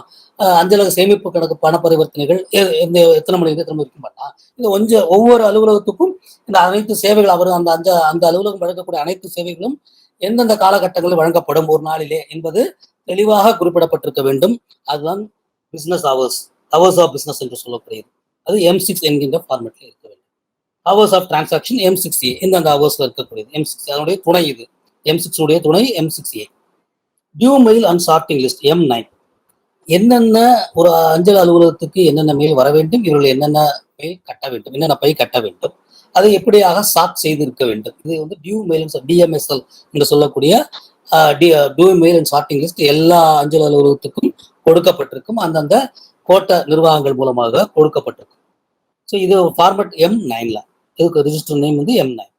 டெஸ்பேச் ஆஃப் மெயில் ஒவ்வொரு அஞ்சல் அலுவலகம் எப்படி தான் புக் பண்ண ஆர்டிகிள்ஸை எந்த வகையாக பிரித்து யாருக்கு அனுப்ப வேண்டும், எப்படி அனுப்ப வேண்டும் என்பதெல்லாம் குறிப்பிடக்கூடியது டெஸ்பேச் ஆஃப் மெயில் சொல்லக்கூடிய M12 என்கின்ற அந்த ரெஜிஸ்டர், அந்த format. Register of window delivery ticket. Window delivery ticket என்பது ஃப்ராங்க்டு ஆர்டிகிள்ஸ். ஃப்ராங்க் இப்போ பிரைவேட் ஃப்ராங்க் பண்ணியிருக்காங்க, எல்ஐசி வச்சிருக்காங்க, அவங்க போடக்கூடிய தபால்களை அவங்களே ஃப்ராங்க் பண்ணி நம்மகிட்ட கொண்டு ஒப்படைக்கிறாங்க. அப்படி ஒப்படைக்கும் போது அவங்க விண்டோ டெலிவரி டிக்கெட் ஒவ்வொரு நாளைக்கும் எத்தனை தபால் போட்டாங்க, எவ்வளவு காஸ்ட் ஃப்ராங்க் பண்ணியிருக்காங்க என்பதெல்லாம் குறிப்பிட்டு கொண்டு வந்து கொடுக்க வேண்டும். அதை இங்கே செக் பண்ணி இங்கே ஒரு அஃபீஷியல் அதுக்குன்னு உள்ளவர் கையெழுத்து போட்டு கொடுப்பார். இதை பேஸ் பண்ணி தான் நாளைக்கு வெரிஃபிகேஷன் அண்ட் பில் ரைசிங்லாம் நடக்கும். ஸோ அந்த விண்டோ டெலிவரி டிக்கெட் ரொம்ப முக்கியமானது. அதுக்கான ஃபார்ம் வந்து M23. Window delivery ticket M24. So trial card ஒரு அலுவலகத்தில் இன்னொரு அலுவலகத்துக்கு போடக்கூடியது எத்தனை நாட்களில் போய் சேரும் என்பது கண்டுபிடிப்பதற்காக போடக்கூடியது trial card M26A. Intimation of renewal of window delivery ticket அது M28. Book of address instruction அஞ்சலக வாடிக்கையாளர் தன்னுடைய அட்ரஸ் சேஞ்சு யாருக்கு கொடுக்க வேண்டும் என்பதை எல்லாம் கொடுக்கக்கூடிய இன்ஸ்ட்ரக்ஷன்ஸை ரிஜிஸ்டர் பண்ணி வைக்கக்கூடியது M32 என்று சொல்லக்கூடிய book of addresses instruction. Instruction slip M34. இப்போ ஒரு வாடிக்கையாளர் அங்கே இல்லை, தபால் கொடுக்க போயிருக்கோம், ரிஜிஸ்டர் போஸ்ட் கொடுக்க போயிருக்கோம், இல்லைன்னா இன்ஸ்ட்ரக்ஷன் ஸ்லிப் கொடுத்துட்டு போயிடலாம். அது மாதிரி இன்டிமேஷன் ஸ்லிப் அல்லது instruction slip. Memo postage stamp M36. Articles label RLO return letter ஆஃபீஸில் கொடுக்கக்கூடிய ஆர்டிகிள்ஸ் லேபிள் அது M37 இந்த format. Register of lines and stages எத்தனை ஸ்டேஜஸ்ல தாண்டி போகணும், எத்தனை லைன்ஸ் இருக்கு அப்படிங்கிறதெல்லாம் M40 இருக்கக்கூடிய அந்த ஃபார்மேட்ல இருக்க வேண்டும். Village sorting list. வில்லேஜ் இப்போ எந்தெந்த வில்லேஜ் யார் கவர் பண்ணணும், எந்த பீட் போஸ்ட்மேன் கவர் பண்ணணும், அதுக்கு வில்லேஜ் சார்ட்டிங் லிஸ்ட் எப்படி அது பிரிக்கப்படணும், அது எல்லாமே M52. ரூட் லிஸ்ட் ஒரு பட்டுவாடா பண்ணக்கூடியவர் எந்த ரூட்ல போகணும் அப்படிங்கிறது, அதே போல ஒரு மெயில் பேக் கொண்டு போறவர் எப்படி ரூட், இது எல்லாமே M53. இன்லேண்ட் ஆர்மெயில் டெலிவர்ட் M57 என்கிற அந்த ஃபார்மேட்ல பராமரிக்கப்பட வேண்டும். So RP1 register receipt, register article book பண்ணக்கூடிய அந்த RP1, பார்சலுக்கு RP3, இதெல்லாம் முன்னாடி மேனுவல் ரிஜிஸ்டர் இருந்த போது. Parcel abstract RP8, register abstract RP33, register journal RP51, register booking journal RP51, intimation form RP52, book of intimations delivered RP53, acknowledgement card RP54. அது நம்ம நிறைய use பண்ணிட்டு இருப்போம் இப்போ ரெகுலரா. RP54 acknowledgement card. Acknowledgement of receipt RP54A அது ஒரு துணையாக இருக்கக்கூடியது. ஸ்பெஷல் டெலிவரி ஸ்லிப் ஒரு பர்டிகுலராக இருக்கக்கூடிய ஒருத்தருக்கு மொத்தமாக வரக்கூடிய தபால்களை ஸ்பெஷல் டெலிவரியாக கொண்டு போய் கொடுப்போம். அப்போ ஸ்பெஷல் டெலிவரி ஸ்லிப் ப்ரிப்பேர் பண்ணுவோம், அது RP57. சென்ட்ரலாக இருக்கக்கூடிய delivery slip RP58. Special registration Journal for parcel mail அது RP59. ஒருத்தர் பர்டிகுலராக ஒருத்தர் வந்து நிறைய பார்சல் புக் பண்ணுறாரு, அவருக்கு எக்ஸ்க்ளூசிவாக ஒரு இதை ஒதுக்கிடுவோம், ரிஜிஸ்ட்ரேஷன் ஜேர்னல் ஒதுக்கி அவங்களுக்கு கொடுத்துருவோம். So RP69. அதே போல் லெட்டர் மெயிலுக்கு ரிஜிஸ்ட்ரேஷன் லெட்டர் மெயிலுக்கு RP70. ஸோ ACG 1ங்கிறது HO சம்மரி. HOல தனக்கு கீழே உள்ள சப் ஆஃபீஸருடைய அந்த அன்றைய கணக்கு வழக்குகள் எல்லாத்தையும் சம்மரைஸ் பண்ணி போடக்கூடியது ACG 1 சொல்லக்கூடிய HO சம்மரி. TCB என்றக்கூடிய ட்ரெஷரர்ஸ் கேஷ் புக், எல்லா அலுவலகங்களையும் ட்ரெஷர் எங்கெல்லாம் இருக்காரோ அங்கெல்லாம் TCB மெயின்டைன் பண்ணப்பட வேண்டும்.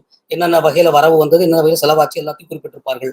அது TCB என்று சொல்லக்கூடிய ACG 2. SO summary ACG 3. BO summary SOல BO சம்மரி மெயின்டைன் பண்ணுவாங்க, HOல SO சம்மரி மெயின்டைன் பண்ணுவாங்க. SO உடைய மொத்த டிரான்சாக்ஷன் சம்மரி போட்டு எல்லாத்தையும் போட்டு HO சம்மரியில SO சம்மரி பிளஸ் HO உடைய டிரான்சாக்ஷன் இன்கார்பரேட் பண்ணி டோட்டலா வரக்கூடியது HO summary. So ACG 4 HO cash book or HO summary. ACG 8ங்கிறது ட்ரெஷரி பாஸ்புக். அது வந்து ட்ரெஷரிக்கும் பேங்க்குக்கும் இடையில இருக்கக்கூடிய டிரான்சாக்ஷன்ஸ், என்ன செக் போடுறாங்க, கேஷ் போடுறாங்க, இல்லை கேஷ் வித்ட்ரா எடுக்கிறாங்க பேங்க்ல இருந்து. ஸோ அதுக்காக உள்ளது treasury passbook ACG 8. Treasury receipt ACG 13. Memo of authorised balance அது எல்லா ஆஃபீஸுக்கும் கொடுத்துருப்பாங்க. ACG 14. கேஷ் எவ்வளோ வச்சுக்கலாம், மினிமம் எவ்வளோ, மேக்ஸிமம் எவ்வளோ, ஸ்டாம்ப்ஸ் ஒவ்வொரு கேட்டகரியில் எவ்வளோ வச்சுக்கலாம், இது MABன்னு சொல்லக்கூடிய memo of authorised balance ACG 14. Money receipt ACG 17. ஒரு செலவுகளுக்காக கொடுக்கக்கூடியது. இப்போ பில் கேரிங் அலவன்ஸ் கொடுக்குறாங்க, இல்லை ஒரு சம்சுரி அலவன்ஸ் சார்ஜ் பண்ணுறாங்க, அதெல்லாம் ACG 17ல பில் சார்ஜ் பண்ணுறதுல ACG 17 கூட மணி ரெசிப்ட்ல. ACG 19 counter sign contingent bills, அது வந்து ACG 19 ஃபார்மேட்ல கண்டிஜென்ட் பில்ஸ். அடுத்து ACG 19A register of sanction establishment. என்ன சாங்ஷன் எஸ்டாப்ளிஷ்மெண்ட், ஒவ்வொரு அலுவலகத்துக்கும் சாங்ஷன் எஸ்டாப்ளிஷ்மெண்ட் என்னங்கிறத அதை மெயின்டைன் பண்ணக்கூடிய அந்த ரிஜிஸ்டர் ஏசிஜி 19A. அடுத்து disbursement of paid allowance for all ACG 20. Pay bill அதான் ACG 20. SO daily account ACG 22. ஒரு கிளையஞ்சலவும் தயாரிக்கக்கூடிய அன்றாட daily account ACG 22. BO daily account ACG 22A. கிளையஞ்சலம் தயாரிக்கக்கூடிய தினசரி அக்கௌண்ட் அது வந்து ஏசிஜி 22A.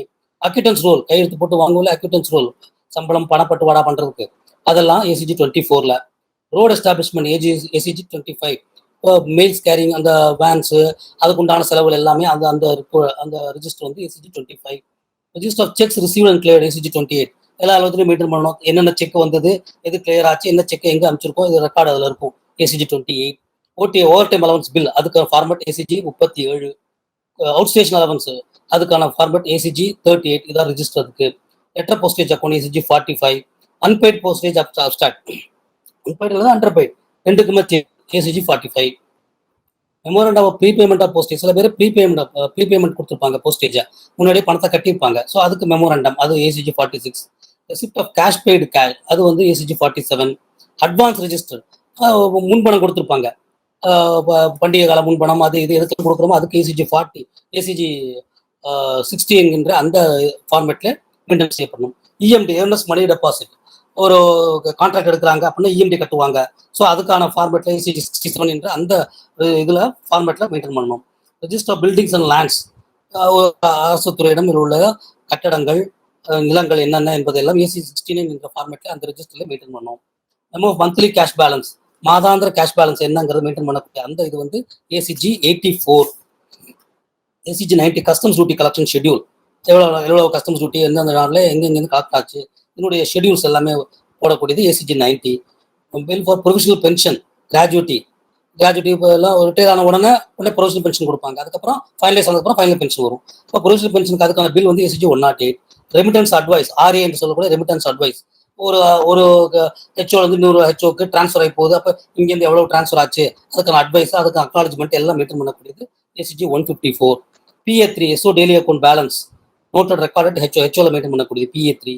பிஓ ஸ்லிப் எஸ்ஓல இருந்து ஹெச்ஓல இருந்து டைரக்ட் பிஓ ஹெச்ஓ அட்டாச் ஆயிருந்தாலும் பிஓக்கு அந்த முந்தின நாள் என்ன பேலன்ஸ் சிபி அப்படிங்கிற அக்னாலஜ் பண்ணி எழுப்பக்கூடியது பிஓ ஸ்லிப். அது கூட அன்னைக்கு என்னென்னலாம் இது போகுது டாக்குமெண்ட்ஸ் போகுதுங்கிறத நோட் பண்ணுவோம். எம்ஏபி பார்த்தோம் PA14(5). SO account PA17, SO தயாரிக்கக்கூடிய அக்கௌண்ட் எஸ்ஓ அக்கௌண்ட் PA17.